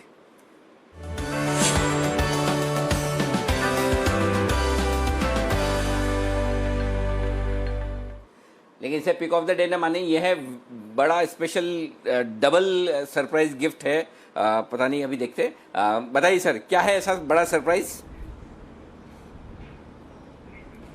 अनिल जी, आपके जन्मदिन के अवसर का एक गिफ्ट है। उस दिन हमने अदानी ट्रांसमिशन दिया था और आज का स्टॉक है IDFC लिमिटेड, मेन IDFC, जो 20 रुपए 20 पैसे 25 पैसे के अराउंड चल रहा है। टेक्नो फंडा पिक है। टेक्निकली तो ब्रेकआउट है, टेक्निकल कुणाल जी बताएंगे। फंडामेंटली देखें तो IDFC की मार्केट कैप है 3200 करोड़ की, और ये 40% IDFC बैंक का होल्ड करता है। IDFC बैंक की मार्केट कैप है लगभग 13,000 करोड़ की। तो IDFC का 54,400 का इसके अंदर स्टेक है। बाकी बिजनेसेस इसके IDFC alternative, IDFC AMC, IDFC securities आपको फ्री में मिल रहा है। प्लस जो आइडिया का जो बेनिफिट IDFC बैंक को मिल रहा है उसका भी बेनिफिशियरी है। और most important thing Anil ji, जो कोटक बैंक के प्रोमोटर्स के साथ हुआ, जो RBI की गाइडलाइंस है, गोइंग अहेड IDFC लिमिटेड का रिवर्स मर्जर IDFC बैंक में देखने को मिलेगा, तब एक बड़ी री रेटिंग आएगी। तो पोजिशनल नजरिए से IDFC लिमिटेड को खरीदने की राय है। ओवर टू कुणाल जी। अनिल जी, देखिए, इस स्टॉक को पहली बार मैंने और राकेश जी ने अपने रडार पर लगभग 15 दिन पहले से रखा था, जब इसका भाव 15-16 रुपए के आसपास चल रहा था। वहां से हम देख रहे हैं लगातार अनिल जी इसमें असाधारण वॉल्यूम देखने को मिल रहे हैं।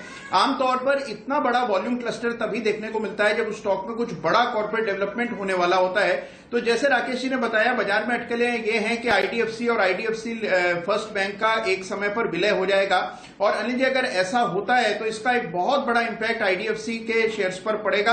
तो हमारी राय IDFC खरीदारी की है। यहां पर अनिल जी बहुत अग्रेसिव टारगेट्स हैं। सबसे पहला टारगेट 26 रुपए 50 पैसे 26 हाफ का, और दूसरा टारगेट 30 रुपए का है।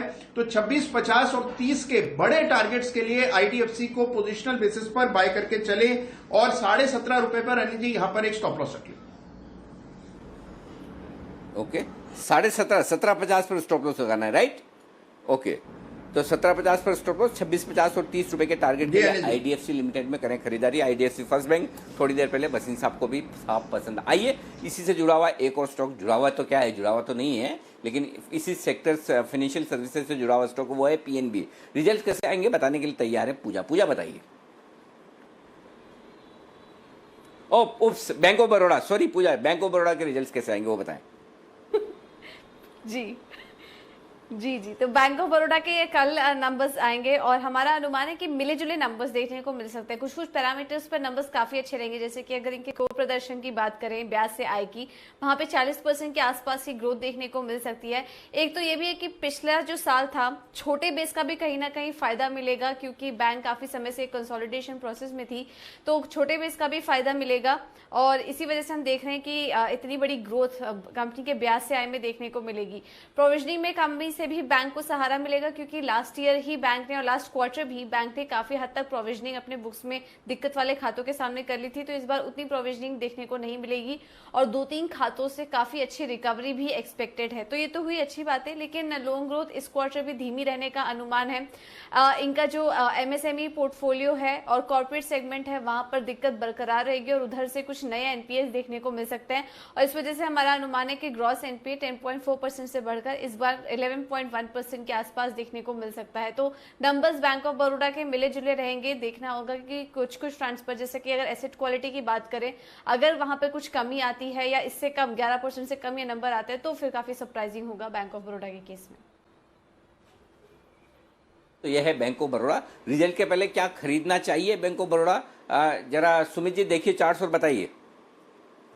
अनिल जी, PSU बैंकिंग स्टॉक्स चार्ट्स के ऊपर अच्छे दिख रहे हैं, एक एक करके सभी PSU बैंकिंग स्टॉक्स में ब्रेकआउट आ रहा है। बैंक ऑफ बड़ौदा में सबसे बढ़िया बात यह है कि रिसेंट के जो स्विंग हाइज थे वो स्टॉक ने ब्रेक कर दिया और उसके ऊपर ये सस्टेन कर रहा है और सबसे बढ़िया ये है कि वॉल्यूम्स के साथ ये मूव देखने को मिल रहा है। तो उसको देखते हुए ऐसा लगता है कि बैंक ऑफ बड़ौदा यहाँ से अपसाइड मूव दिखाना चाहिए, जिसमें 52 रुपए से लेके 54 रुपए तक का अपसाइड मूव देखने को मिल सकता है। नीचे में 46 रुपए 47 रुपए बैंक ऑफ बड़ौदा का सपोर्ट है। जब तक ये लेवल नहीं टूटेगा तब तक लॉन्ग पोजीशन होल्ड करके चले।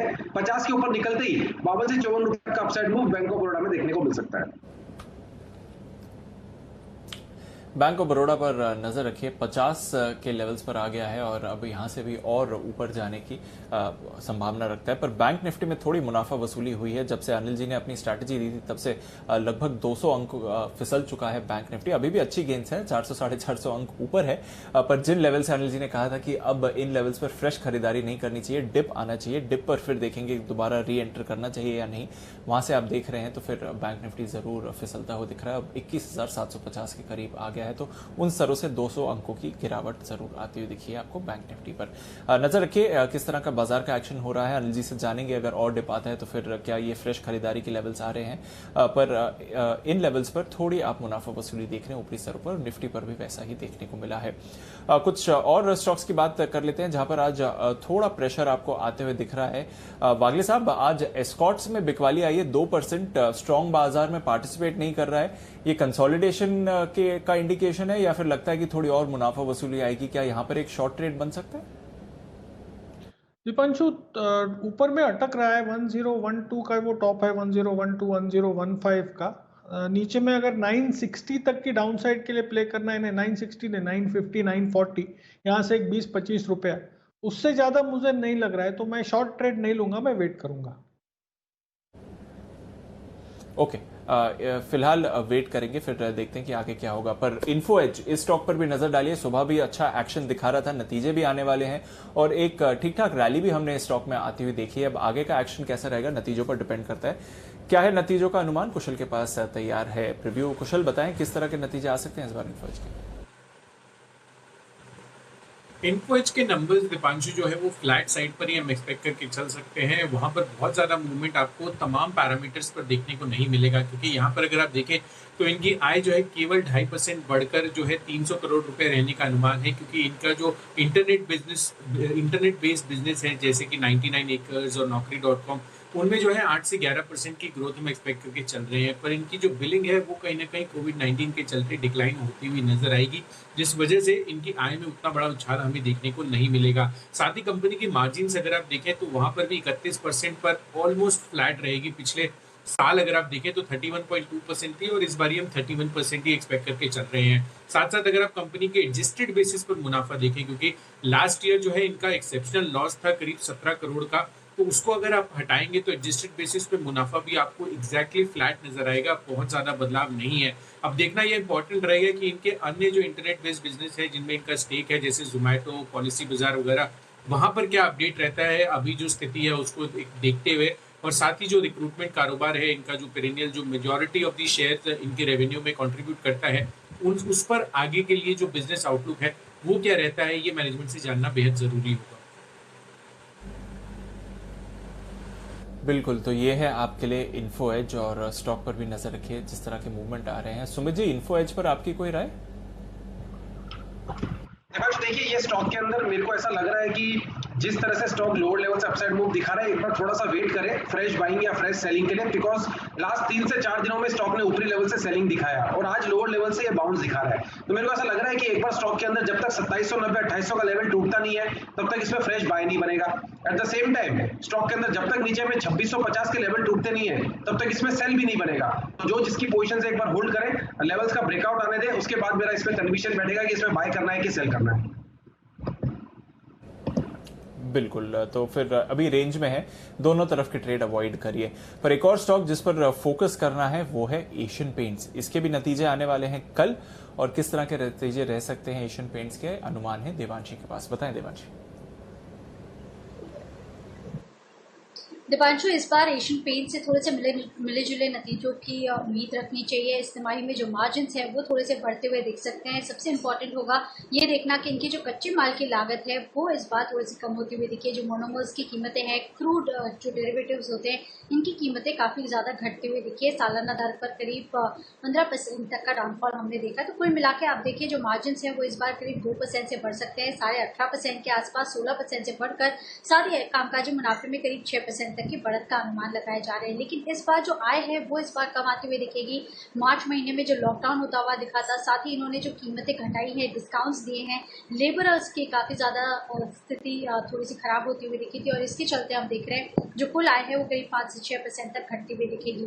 वॉल्यूम के आधार पर अगर आप देखें तो सारी ब्रोकरेजेस का काफ़ी ज़्यादा वीक मानना है। उनका वॉल्यूम ग्रोथ इस बार करीब पॉजिटिव 2% से लेकर नेगेटिव 3% तक की उम्मीद लगाई जा रही है। मैं आपको बता दूं कि पिछले साल जो बेस था वॉल्यूम का वो काफ़ी ऊंचा था, 10% का, तो इसके चलते भी हम इस बार फ्लैट ग्रोथ की उम्मीद कर सकते हैं। साथ ही अगर मुनाफे की बात करें तो इस बार करीब 11% तक की बढ़त देखने मिलेगी। कॉर्पोरेट टैक्स इस बार कम होगा और इसी के चलते मुनाफे को सहारा मिलेगा। लेकिन देखना होगा इस बार की जो रूरल ग्रोथ है वो किस तरह से आती हुई दिखती है। कोविड के चलते कितना ज़्यादा नुकसान होता हुआ दिख रहा है, मांग में अब आगे जाके कब तक बढ़त देखने मिल सकती है, इस पर भी नजर आएगी। और साथ ही कच्चे माल की कीमतों का जो ट्रेंड है वो किस तरह से रहता है, इस पर भी नजर आएगी। इंटरनेशनल बिजनेस की बात करें तो इस बार काफ़ी ज़्यादा इम्पैक्ट आता हुआ दिखा है। अंतर्राष्ट्रीय कारोबार में इस बार नेगेटिव ग्रोथ की उम्मीद करनी चाहिए। कुल मिला के इस बार मिले जुले नतीजे एशियन पेंट से आप कुल मिला के मिले जुले नतीजे रह सकते हैं एशियन पेंट्स के, पर मैनेजमेंट कमेंट्री काफी अहम रहेगी स्टॉक के। चलिए नजर रहेगी एशियन पेंट्स के नतीजों की, पर सुमित जी के पास अब चलते हैं, बिगुल बजाते हैं उनके लिए BTSTT का।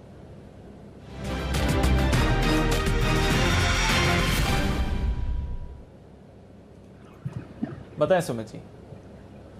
दीपांशु, मेरे पास यहाँ पे सेल साइड का स्टॉक आया है। अभी इस लास्ट 15-20 मिनट में ऊपरी लेवल से मार्केट्स में थोड़ा सा दबाव देखने को मिला, और ये फाइनेंशियल स्टॉक्स, NBFC स्टॉक्स पे थोड़ा सा दबाव देखने को मिल रहा है। तो इनमें जिस स्टॉक में मेरे को करेक्शन दिख रही है वो है मुथूट फाइनेंस। मुथूट फाइनेंस ने पिछले 10 दिनों में बहुत शार्प अपसाइड मूव दिखाया है, लेकिन आज जो कैंडल बनी है और कल जो कैंडल बनी थी उसको देखते हुए मेरे को ऐसा लगता है कि मुथूट फाइनेंस में यहाँ से गिरावट बढ़ते हुए देखने को मिल सकती है। RSI भी मुथूट फाइनेंस का ओवरबॉट है, इसके लिए मेरे को ऐसा लगता है कि मुथूट फाइनेंस में यहाँ पे सेल साइड का व्यू लेके काम करना चाहिए। स्पॉट लेवल्स 1155 1160 के आसपास सेल साइड का व्यू लेके काम करें। स्टॉक के अंदर ऊपर में 1190 1200 के आसपास का रेजिस्टेंस है, 1190 1200, और नीचे में मेरे को ऐसा लगता है कि मुथूट फाइनेंस एक बार 1120 और शायद 1120 लेवल अगर टूटता है तो 1080 का लेवल भी टेस्ट कर सकता है। NBFC में बिकवाली अगर और थोड़ी देखने को मिली तो मुथूट फाइनेंस की गिरावट ज्यादा देखने को मिलेगी, जिसमें 1120 और 1080 तक के लेवल मुथूट फाइनेंस में देखने को मिल सकते हैं। तो इसमें एक बार सेल साइड का व्यू लेके काम किया जा सकता है।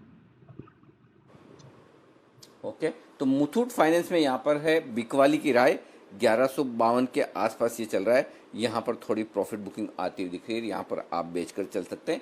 ये है सुमित जी की तरफ से राय। थोड़ी देर में बसिन साहब हमारे साथ कार्यक्रम में फिर से शामिल होंगे और बसिन साहब से लेंगे हम उनकी बेहतरीन BTST पिक्स। लेकर दीप देखिए, जहाँ हमने बात की वहाँ से पूरा 500 पॉइंट नीचे आया, 400 पॉइंट नीचे आया, 22,078 का हाई बनाकर 21,650, तो एकदम परफेक्ट लेवल पर जाकर प्रॉफिट बुकिंग आती हुई दिखी है। 21,400 के आसपास प्रॉफिट बुकिंग आती हुई दिखी है। बैंक निफ्टी 10,275, 10,300 की रेंज में आता हुआ दिख रहा है। तो आखिरी मिनटों में थोड़ी प्रॉफिट बुकिंग आती हुई दिख रही है, जो बाजार की सेहत के लिए अच्छा भी, स्पेशली बैंक निफ्टी में एकदम परफेक्ट लेवल से प्रॉफिट बुकिंग आई है दीप। तो ये एक अच्छा संकेत है आपके लिए इस वक्त बैंक निफ्टी में। आइए रिजल्ट्स पर। एशियन पेंट्स, इसके भी रिजल्ट्स आने वाले हैं, उस पर भी हम फोकस करेंगे। और SBI कार्ड्स, ये स्टॉक आज बड़ा तेजी में 6-7% भागा है। SBI कार्ड्स में तेजी की वजह क्या है, पूजा त्रिपाठी हमारे साथ है बताने के लिए, और उसके बाद बसिन साहब की लेंगे हम बेहतरीन पिक्स। पूजा बताइए। जी, SBI कार्ड में आप देखिए 7.5% तक की तेजी देखने को मिली है। काफी सारी वजह है इसके पीछे, और अगर पिछले एक महीने में हम शेयर का ट्रेंड देखें, तेजी देखें, तो एक महीने में 30% तक से ज्यादा की तेजी इस स्टॉक में देखने को मिल चुकी है। एक वजह यह भी है कि प्रमोटर की तरफ से जो SBI लाइफ इंश्योरेंस है, उनकी तरफ से लगातार यहाँ पर खरीदारी देखने को मिल रही है। अगर 4 जून से बात करें तो अब तक करीब 75,000 शेयर्स की खरीदारी कर चुके हैं प्रमोटर्स यहाँ पर। इसके अलावा कंपनी की तरफ से भी कुछ अपडेट्स जो निकल कर आए हैं, उसमें उनका कहना है कि मई में कुछ क्षेत्रों में राहत देने के बाद करीब 27,000 नए कार्ड उन्होंने जारी किए हैं इस चुनौती भरे माहौल में भी, और काफी सारे क्लाइंट से, ग्राहकों से भी इन्होंने इस माहौल में कनेक्ट करने की कोशिश की। और अगर औसत बात करें तो हर दिन 1000 कार्ड के औसत से SBI कार्ड्स इशू कर रही है। इसके अलावा अगर मॉरेटोरियम वाले ग्राहकों की बात करें तो बैंक की तुलना में इनकी स्थिति काफी ज्यादा बेहतर है, और इनका क्रेडिट कार्ड का जो पोर्टफोलियो देखें वो काफी बेहतर स्थिति में है। सिर्फ इनके करीब 12% ही ग्राहक ऐसे होंगे जिन्होंने मॉरेटोरियम के लिए अप्लाई किया होगा, बाकी सभी टाइमली पेमेंट इस वक्त कर रहे हैं। इसके अलावा यहाँ पर HSBC की रिपोर्ट भी आई है, उसके बाद भी हमने एक अच्छी खरीदारी देखी है। उनका कहना था कि खरीदारी के साथ कवरेज शुरू कर दी है, लक्ष्य 720 का दिया है। उनका कहना है कि कोरोना वायरस के चलते कुछ मध्यम अवधि में नुकसान देखने को मिल सकता है, लेकिन आगे की लॉन्ग टर्म स्टोरी देखें तो जो ग्रोथ स्टोरी है कंपनी की, वो बरकरार रहने का अनुमान है। ये है SBI कार्ड्स पर आपके लिए तेजी की बड़ी एक्शन। आशु जी, खरीदना चाहेंगे SBI कार्ड्स या थोड़ा इंतजार करें? 655 पर आज 6% मजबूत है।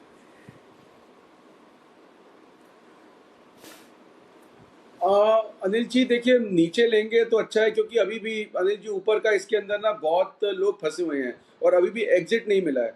तो अनिल जी लिमिटेड स्पेस, मोमेंटम बाकियों में ज़्यादा है, तो मुझे लगता है कि SBI लाइफ अच्छा परफॉर्म कर रहा है, SBI बैंक ज़्यादा अच्छा परफॉर्म कर रहा है, तो तीसरे नंबर पे उस रैंकिंग में ये आता है। तो पहले दो में ध्यान दे लें तो ज़्यादा बेटर रहेगा सर।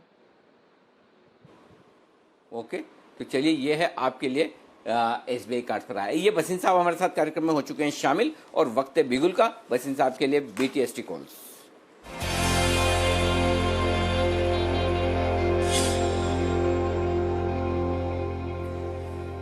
स्वागत है बसिन साहब एक बार फिर से आपका, बताएं सर। तो अनिल जी, पहले तो इंट्राडे जो कॉल थी आपके सामने सब प्रॉफिट बुक करा दिया। 87 वाला स्टेट बैंक 92 गया, अडानी पोर्ट रह गया 354 वाला, सन टीवी 403 वाला 415 मार गया, हैवल्स 567 वाला 585 मार गया, और IDFC 28 वाला 29.5 मार गया। अब आप कहें तो 2 बिक्स हैं, और इससे पहले आप बोल रहे थे SBI कार्ड पे। मैं कहता हूँ कि you should have SBI Life in your portfolio. It is the most undervalued insurance company, और insurance will do extremely well in this year and beyond. तो as a disclosure आपके सामने मैंने 730 और 40 में कहा था कि जो इसका फॉलो ऑन IPO है, एवरीवन मस्ट सब्सक्राइब, और जिसने नहीं किया आज भी 10,000 के इंडेक्स पे this is the best stock to buy. आप कहें तो सर मैं 2 BTST कॉल दूं? एब्सोल्युटली जी, प्लीज सर, प्लीज बताएं सर। दोनों बाय कॉल दोनों लेने की है, और मेटल्स हैं। पहला है Tata steel. Tata steel will be the best proxy play in Europe's rebound in auto and infrastructure. 323 का भाव है, 316 का स्टॉप लॉस रखिए, 337 का टारगेट, ये BTST है। दूसरा है JSW स्टील, 196.50 का स्टॉप टारगेट भाव है, 191.50 का स्टॉप लॉस रखिए, 208 का टारगेट। ओके, तो ये हैं दो मेटल स्टॉक्स जहां पर तेजी करने की राय। टाटा स्टील 323-325 रुपए की रेंज में खरीदिए। 316 का आपके लिए होगा स्टॉप लॉस का लेवल। 337-337 एग्जैक्टली BTST कॉल से। दूसरा है JSW स्टील, ये है वसीम साहब को पसंद। 196 हाफ 197 के आसपास ये खरीद लीजिए। 191 हाफ का आपका स्टॉप लॉस होगा। 208 के टारगेट के लिए मेटल्स में खरीदारी करने की राय। तो आज ग्लोबल मार्केट दिख रहे हैं मजबूत, कल दिन मेटल्स का हो सकता है। आप देख सकते हैं Tata steel, JSW steel, Vedanta, ये सारे के सारे शेयर मजबूती दिखाने की कोशिश करते हुए दिख रहे हैं। शुक्रिया वसीम साहब आपके लिए ये सारे स्टॉक्स हमें देने के लिए। इस बीच आशीष तैयार हो रहे हैं फिर से बैन से बेनिफिट वाले स्टॉक बताने के लिए। बहुत सारे स्टॉक्स ऐसे हैं जो बैन में आ रहे हैं। आशीष तैयार है, आइए बिल्कुल बैन से बेनिफिट।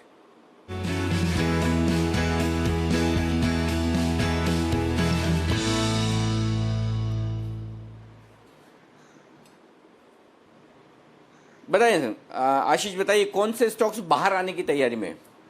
अनिल जी, सेल, भेल और पीएनबी, ये तीन स्टॉक ऐसे जो बैन से बाहर आ सकते हैं। सेल में अगर आप देखें तो market wide position limit almost 77% के आसपास आ चुकी है। BHCL में भी सेम है और पीएनबी यहाँ पर 76% है। तो ये तीन स्टॉक जो है निश्चित है ये बैन से बाहर आएंगे। तो बाहर आने में तीन स्टॉक है, एक बार तीनों के नाम फिर से बोले। सेल, भेल और पीएनबी, ये तीन स्टॉक बैन से बाहर आ जाएंगे। ठीक है, अच्छा बैन में जाने की तैयारी किसी की? लंबी सूची अनिल जी, अगर आप देखें तो आइडिया है ये ज़्यादा दिन बैन से बाहर रह नहीं पाया, फिर से बैन में आने की तैयारी में। 117% है market wide position limit. IndusInd bank, century textile और इंडिया बुल्स हाउसिंग फाइनेंस, ये तीन स्टॉक भी एंटर करते हुए नजर आएंगे। यहाँ पर भी जो मार्केट वाइड पोजीशन लिमिट है ऑलमोस्ट 100% के आसपास आ चुकी है। टाटा मोटर्स 97% है मार्केट वाइड पोजीशन लिमिट और कैनरा बैंक यहाँ पर 95% है। तो ये कुछ स्टॉक्स हैं जो बैन में आते हुए नजर आएंगे। Idea, IndusInd, Century Textile, my god, Ibull housing, Tata Motors, Canara Bank, हे भगवान, कितने सारे स्टॉक्स हैं जो बैन में जाने की तैयारी में। मेरे ख्याल से अब वो आशु सर जो उस समय बाजार की मंदी के वक्त जो पोजीशन वो की थी ना कि मार्केट वाइड पोजीशन 50% कर दी थी, अब टाइम आ गया उसको हटा दिया जाए, क्योंकि अभी तो उसको और आगे एक्सटेंड कर दी, मेरे ख्याल से जुलाई तक कर दी गई थी। क्या आप उसको हटा लेनी चाहिए? अब तो क्या है, अब क्या टेंशन है?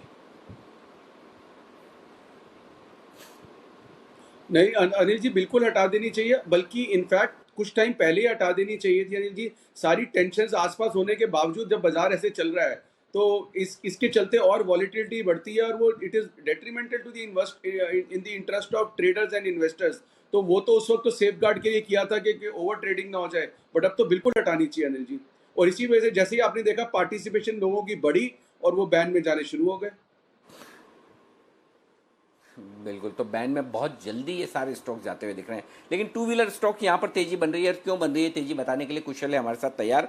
कुशल बताइए, दो पहिया वाहनों वाले शेयरों में क्यों है बड़ा उछाल, बड़ी रफ्तार? अनिल जी, इसका एक साफ कारण है। आप देखिए जिस हिसाब से अनलॉकिंग हो रही है पूरे देश भर में, जो जून 8 से शुरुआत हुई है, उसके बाद जो पर्सनल मोबिलिटी है उसको लेकर लोग जो सोशल डिस्टेंसिंग नॉर्म्स फॉलो करना चाह रहे हैं, उनकी डिमांड में काफ़ी ज़बरदस्त तेज़ी बन रही है। इनफैक्ट अगर आप देखें तो अफोर्डेबिलिटी और कन्वीनियंस के लिहाज से ऑटोमोबाइल स्पेस में टू व्हीलर जो है वो सबसे पहले आता है।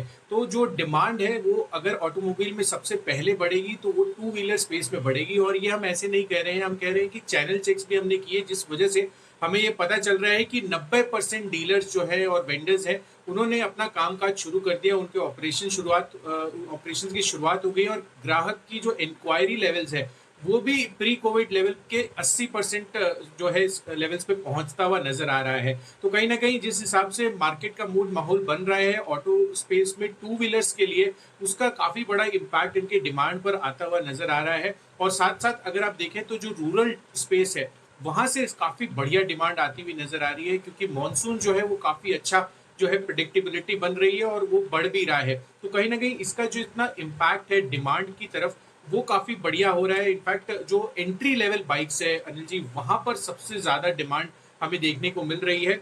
और साथ ही अगर आप देखें तो काफी कंपनियों ने अपनी मैनेजमेंट कमेंट्री में भी कहा है कि मिसाल के तौर पर आइशर मोटर्स, इनकी जो सेलिब्रेटेड ब्रांड है रॉयल एनफील्ड, उनकी जो बुकिंग है अब प्री कोविड लेवल्स पर के आसपास पहुंचती हुई नजर आई है। और हीरो मोटोकॉर्प भी कह रहे हैं कि जो कस्टमर इंक्वायरीज है वो वीक ऑन वीक बेसिस पे लगातार उसमें इंप्रूवमेंट देखने को मिल रही है। और कंपनी जो है डिमांड साइड को तो कैटर करने के लिए प्रोडक्शन भी बढ़ा रही है, और प्रोडक्शन भी अब उनकी जो लेवल्स हैं वो अगर मई में कैपेसिटी यूटिलाइजेशन इनकी 25 से 30% थी, वो अब बढ़ के 50 से 60% हो गई है। तो डिमांड का पुल तो आ ही रहा है, साथ ही कंपनीज भी अपनी तरफ से इजी फाइनेंसिंग स्कीम्स देके डिमांड को फर्दर पुश कर रहे हैं।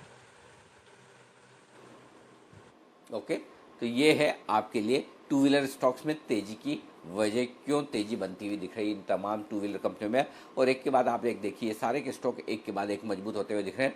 लोगों को लग रहा है कि अब कोरोना के बाद जो लाइफ नॉर्मल होगी उसमें लोग पब्लिक ट्रांसपोर्टेशन का इस्तेमाल करेंगे कम, और टू व्हीलर्स की डिमांड बढ़ेगी। एक्चुअली मैं देख भी रहा था अभी, एक दिन जब मैं ऑफिस गया तो रोड पर देख रहा था कि अचानक से टू व्हीलर्स की तादाद थोड़ी सी बढ़ती हुई नजर आई। मतलब कुछ जरूरत से ज़्यादा ही टू व्हीलर, आमतौर पर इतने टू व्हीलर्स तो आप नॉर्मल डेज में भी नहीं देखते हैं जितने टू व्हीलर्स आजकल दिखने लगे। तो मुंबई में तो टू व्हीलर्स का प्रयोग थोड़ा सा बढ़ रहा है, ये साफ नज़र आ रहा है। तो ये एक स्पेस है जिस पर नज़र रखनी चाहिए। देखते हैं क्या कुछ आगे होता है। कुछ और इंटरेस्टिंग रिसर्च हम आपके सामने रखेंगे थोड़ी देर में।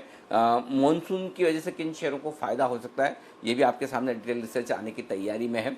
इस बीच कुछ और स्टॉक्स जहां पर एक्शन है मैं आपके सामने ले आऊँ जल्दी से। ओके, कैश मार्केट के स्टॉक्स में जहां पर अच्छी तेज़ी बनती हुई दिख रही है उनमें से एक और स्टॉक है सुवेन फार्मा 20% ऊपर, किर्लोस्कर इंडस्ट्रीज 20% ऊपर, ग्लेनमार्क तो खैर वायदा कारोबार का 25% ऊपर है, आईबुल हाउसिंग 25%, एसएमएस फार्मा ये 20%। तो मिड कैप से छोटे छोटे फार्मा वाले शेयर जो है वो काफ़ी बड़ी तेज़ी दिखाते हुए नजर आ रहे हैं और काफ़ी मजबूती के साथ माफ़ कीजिएगा ये स्टॉक्स ऊपर जाते हुए आपको दिखेंगे। तो यहाँ पर अच्छी तेज़ी बनती हुई आपको नजर आएगी। खरीदारी यहाँ पर साफ तौर पर होती हुई दिख रही है। बाजार फिर से 21,600 के पास से बैंक निफ्टी घूमने की कोशिश कर रहा है। 10,275, 10,300 दीप हम कह रहे थे कि वहाँ पर आए तो वहाँ खरीदना चाहिए, उसी रेंज से सपोर्ट लिया है। और 20,600 के आसपास, माफ़ कीजिएगा 21,600 के आसपास से 21,650 के आसपास से बैंक निफ्टी सपोर्ट लेकर ऊपर जाने की कोशिश करता हुआ दिख रहा है। तो करेक्शन में खरीदना है, ये ध्यान में रखिए। और आप देखिए किस तरह से बाजार वहीं से सही लेवल से रिबाउंड करते हुए दिख रहे हैं। पेज इंडस्ट्रीज एक और स्टॉक है जो 8% मजबूत है आज के सेशन में, ये भी तेजी के साथ ट्रेड कर रहा है। लेकिन एक और स्टॉक जहां पर तेजी होने की तैयारी में है और वो बताएंगे सुमित जी, क्योंकि वो है satellite.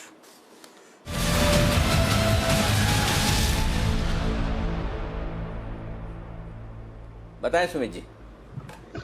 Anil ji, chemical stocks radar पे आ रहे हैं। यहाँ पे सुदर्शन केमिकल मेरे को चार्ट्स पे अच्छा दिख रहा है। 409 रुपया 90 पैसा, 410 रुपए का अभी भाव है। 200 डीएमए लेवल स्टॉक ने आज तोड़ा है, जो कि बहुत बढ़िया संकेत है। जब स्टॉक लोअर लेवल से 200 डीएमए ऊपर की तरफ तोड़ता है, वो ये संकेत होता है कि स्टॉक यहाँ से आने वाले दिनों में एक बड़ी तेजी दिखाने वाला है। तो सुदर्शन केमिकल में मेरे को ऐसा लग रहा है कि ब्रेकआउट है, ये स्टॉक यहाँ से फटना चाहिए और बहुत बढ़िया अपसाइड मूव दिखाना चाहिए। स्टॉक के अंदर जो ऊपर में पहला पड़ाव बनेगा 421 रुपए का, जो कि मेरे को लगता है टूटेगा, और उसके बाद 440 रुपए तक का अपसाइड मूव सुदर्शन केमिकल में देखने को मिल सकता है। 421 के ऊपर अगर मूव देखने को मिलता है तो 440 रुपए तक का तेजी का मूव इस हफ्ते में सुदर्शन केमिकल में देखने को मिल सकता है। नीचे में 400 के नीचे का स्टॉप लॉस लगा के लॉन्ग पोजीशन से इनिशिएट करें। लेकिन सुमित जी, इसके आज आने वाले हैं रिजल्ट, तो क्या रिजल्ट के पहले खरीदना सेफ है या कल रिजल्ट देखने के बाद खरीदें? ये चीज ध्यान में रखनी जरूरी है। हाँ बिल्कुल अनिल जी, ये चीज ध्यान में रखनी जरूरी है। मैं सिर्फ अगर चार्ट्स के ऊपर जाता हूं तो चार्ट्स मेरे को बहुत अच्छे दिख रहे हैं और स्टॉक पिछले 3 दिनों से लोअर लेवल से तेजी दिखा रहा है, यानी कहीं ना कहीं हो सकता है कि रिजल्ट्स अच्छे आने वाले हो, इसके लिए स्टॉक पहले से तेजी करके चार्ट्स के ऊपर शो कर रहा है। अगर रिजल्ट अच्छे आ जाते हैं तो जो मैंने टारगेट दिए वो फिर अचीव हो जाएंगे 440 तक के। बिल्कुल, तो नजर रखिए सुदर्शन केमिकल्स पर अच्छी मूव आ रही है उस स्टॉक में। पर आखिरी 10 मिनट बाकी हैं ट्रेड के, जल्दी से बिगुल बजाते हैं और जान लेते हैं अनिल जी की स्ट्रैटेजी क्या है इस समय।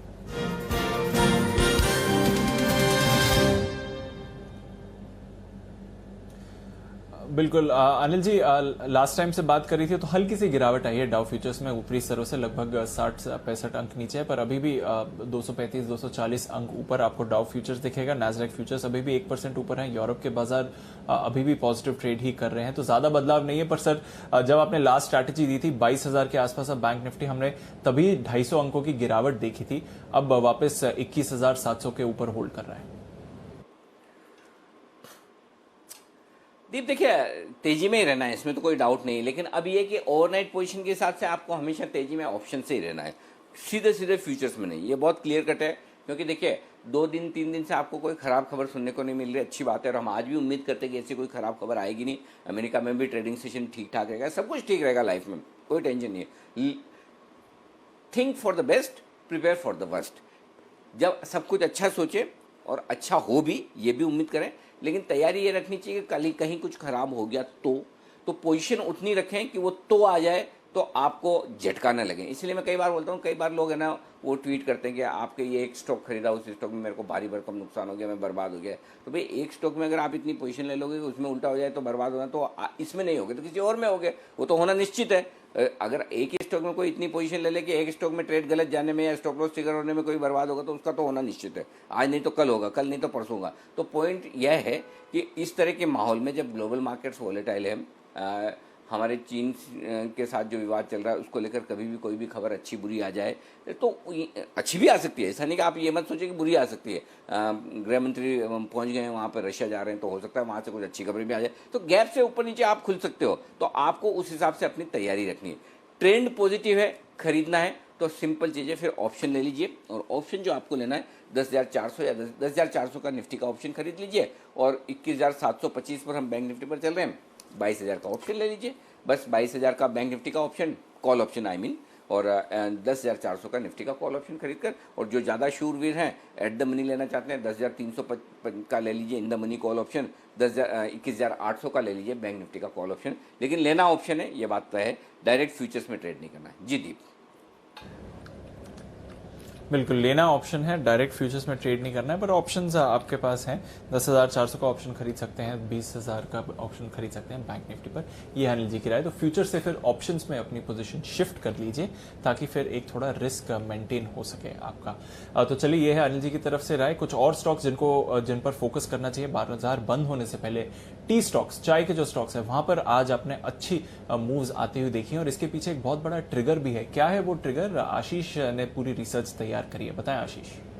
दीपांशु, मई के महीने में जो ऑप्शंस हुए थे चाय के, उसमें निकल कर आया कि रिकॉर्ड उछाल देखने को मिला है भारत में। अब तक के इतिहास में अगर आप देखें तो कभी भी ऑप्शन प्राइसेस में 40 से लेकर 60% की तेजी नहीं देखने को मिली है। लेकिन मई के महीने में जो ऑप्शंस हुए हैं उसमें देखिए लॉकडाउन, कोरोना वायरस का काफ़ी ज़्यादा असर देखने को मिला। कुछ समय पहले हमने आपको बताया था कि कैसे कॉफ़ी के लिए एक बड़ा ट्रिगर है कि जैसे असेंशियल सर्विसेज में आता है, असेंशियल कमोडिटीज़ है, लोगों को ज़रूरत तो होती है, ऐसे में लोग होल्ड करते हैं, यानी ज़रूरत से ज़्यादा खरीदते हैं। सिमिलर सिनेरियो जो है टी स्टॉक्स में देखने को मिल रहा है, क्योंकि यहाँ पर मई के महीने में जो ऑप्शंस हुए हैं उसके हिसाब से अगर आप देखें तो गुवाहाटी में कीमतें जो ऑलमोस्ट 50 से 60% के प्रीमियम तक जाते हुए दिखे हैं। वहीं सिलीगुड़ी में करीब 40% का प्रीमियम तक देखने को मिला है।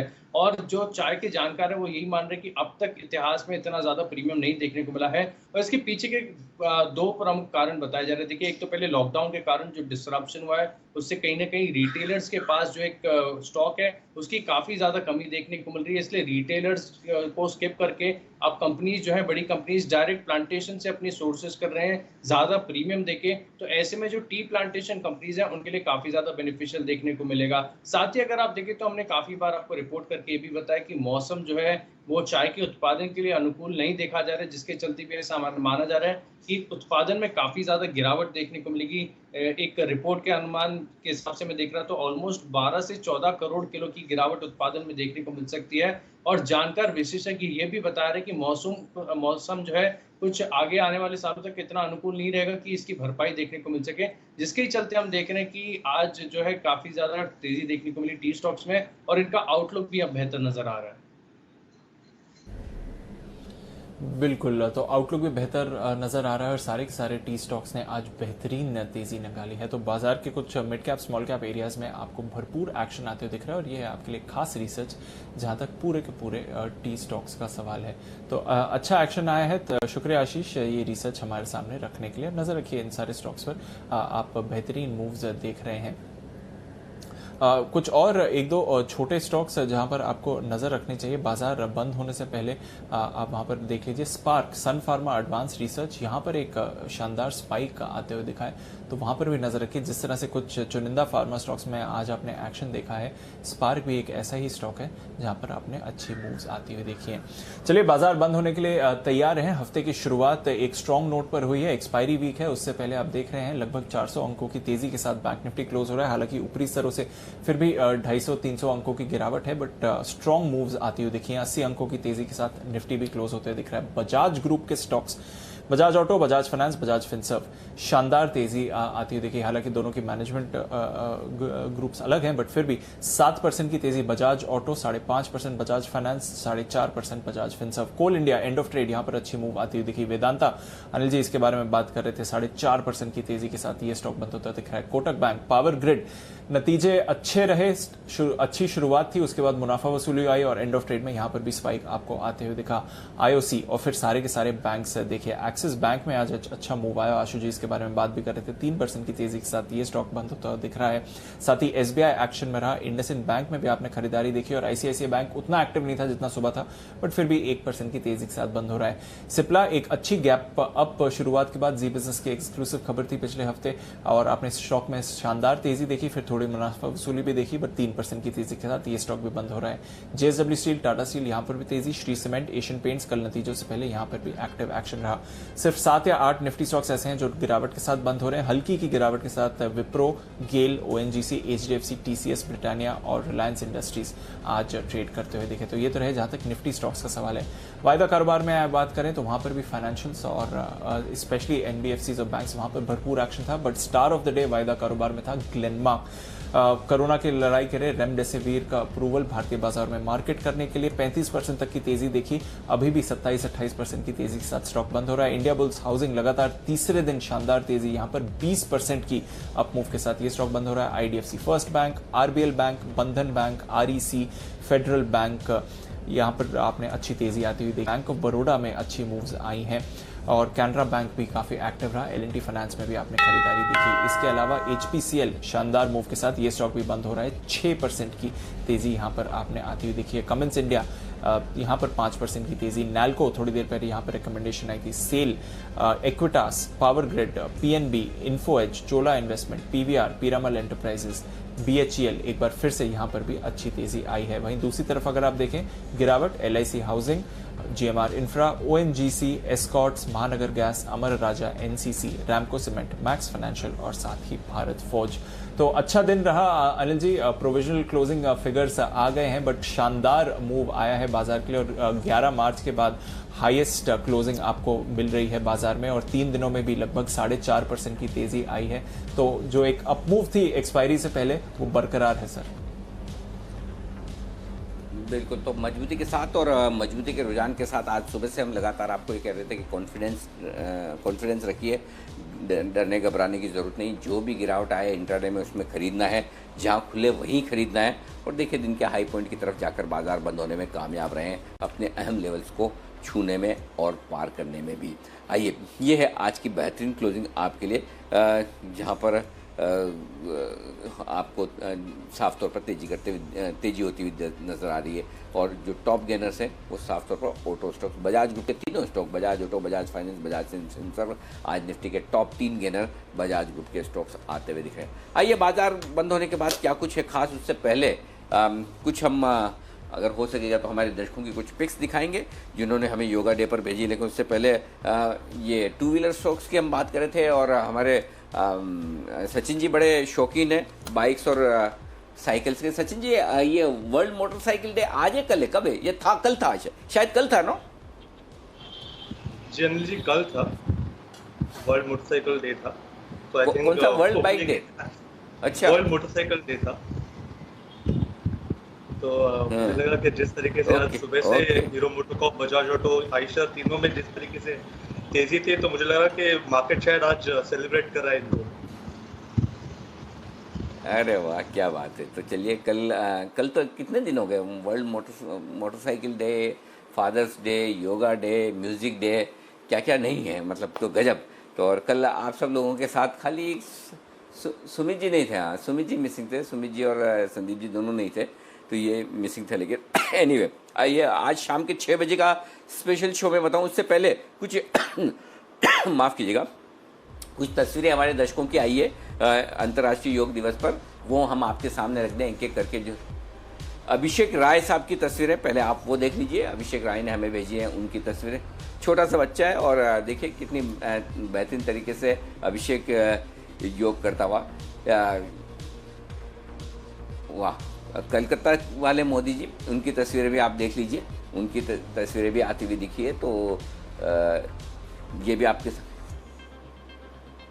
रीवा मध्य प्रदेश से मदन मोहन जी, ये भी हमें अच्छी तस्वीरें भेज रहे हैं। तो मदन मोहन जी की तस्वीरें भी आप देख सकते हैं इस वक्त जो हमारे सामने आ रही हैं। आसाम से कुछ हमारे दर्शक हैं जो तस्वीरें भेज रहे हैं। तो आसाम के दर्शक, क्या बात है, जी बिजनेस चारों तरफ देश में फैला हुआ है, उत्तर से दक्षिण, पूर्व से पश्चिम। तो ये आसाम की तस्वीरें भी आपके सामने। डुलोन, छोटे से बच्चे। राजेश जी हैं पुणे से, जिन्होंने भेजी है अपनी तस्वीरें। तो राजेश जी की भी तस्वीर देखिए। सबसे बढ़िया बात ये क्या, दो चीज़ें अच्छी दिख रही है। एक तो बहुत सारे बच्चों की तस्वीरें आई हैं और फैमिली मेम्बर्स भी जो बच्चे योग कर रहे हैं उनकी तस्वीरें ज़्यादा भेज रहे हैं, ये बहुत अच्छी बात है। राजेश जी,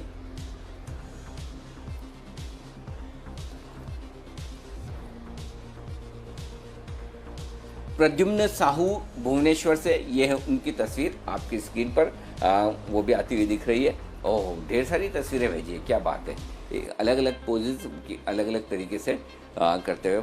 वाह, ताड़ासन भी, क्या बात है। वृक्षासन, बहुत बढ़िया, गजब। विधि इन्होंने भेजी है तस्वीर मुंबई से। तो मुंबई के दर्शकों ने भी भेजी है तस्वीर। आइए विधि की तस्वीरें आप देखिए, उन्होंने भी आपके सामने ये तस्वीरें शेयर की है। तो ये आपके सामने। ओके, तो ढेर सारी तस्वीरें और ढेर सारे लोगों ने जमकर अंतर्राष्ट्रीय योग दिवस में भाग लिया है, हिस्सा लिया है। तो ये आपके लिए सारी की सारी तस्वीरें। शुक्रिया आपका तस्वीरें भेजने के लिए और अंतर्राष्ट्रीय योग दिवस को मनाने के लिए। फाइनल क्लोजिंग आपके लिए आती हुई निफ्टी पर 21,708 और माफ़ कीजिएगा, बैंक निफ्टी पर 21,708 और निफ्टी पर 10,311 और सेंसेक्स पर 34,911। ये है वो लेवल्स जहाँ पर ये क्लोजिंग होती हुई दिख रही है। 66 अंक मजबूत बंद हुआ है निफ्टी और 370 अंक मजबूत बंद हुआ है बैंक निफ्टी। ये है आपके लिए। आइए आज के शाम के 6 बजे के शो के बारे में आपको बता दें। कोरोना संकट से निपटने के लिए दुनिया भर के सारे देश और फार्मा कंपनियां इसकी दवा बनाने में जुटे हुए हैं, लेकिन अभी तक पक्की कामयाबी किसी को मिली नहीं है। कुछ एंटीवायरल दवाएं हैं जो बड़ी महंगी हैं, लेकिन अब एक इंटरेस्टिंग बात नज़र आ रही है कि इसकी जेनरिक वर्जन्स को बनाने में हमारे इंडिया की जो कंपनियां हैं वो बड़ी तेज़ी से आगे बढ़ रही है। इंपोर्ट के मुकाबले में ये दवाएं बड़ी सस्ती होंगी और एंटीवायरल भी है। तो कोरोना के खिलाफ जंग में क्या ये जेनरिक दवाएं मील का पत्थर साबित होगी, इसी पर हमारे खास शो में आज आप देखिएगा।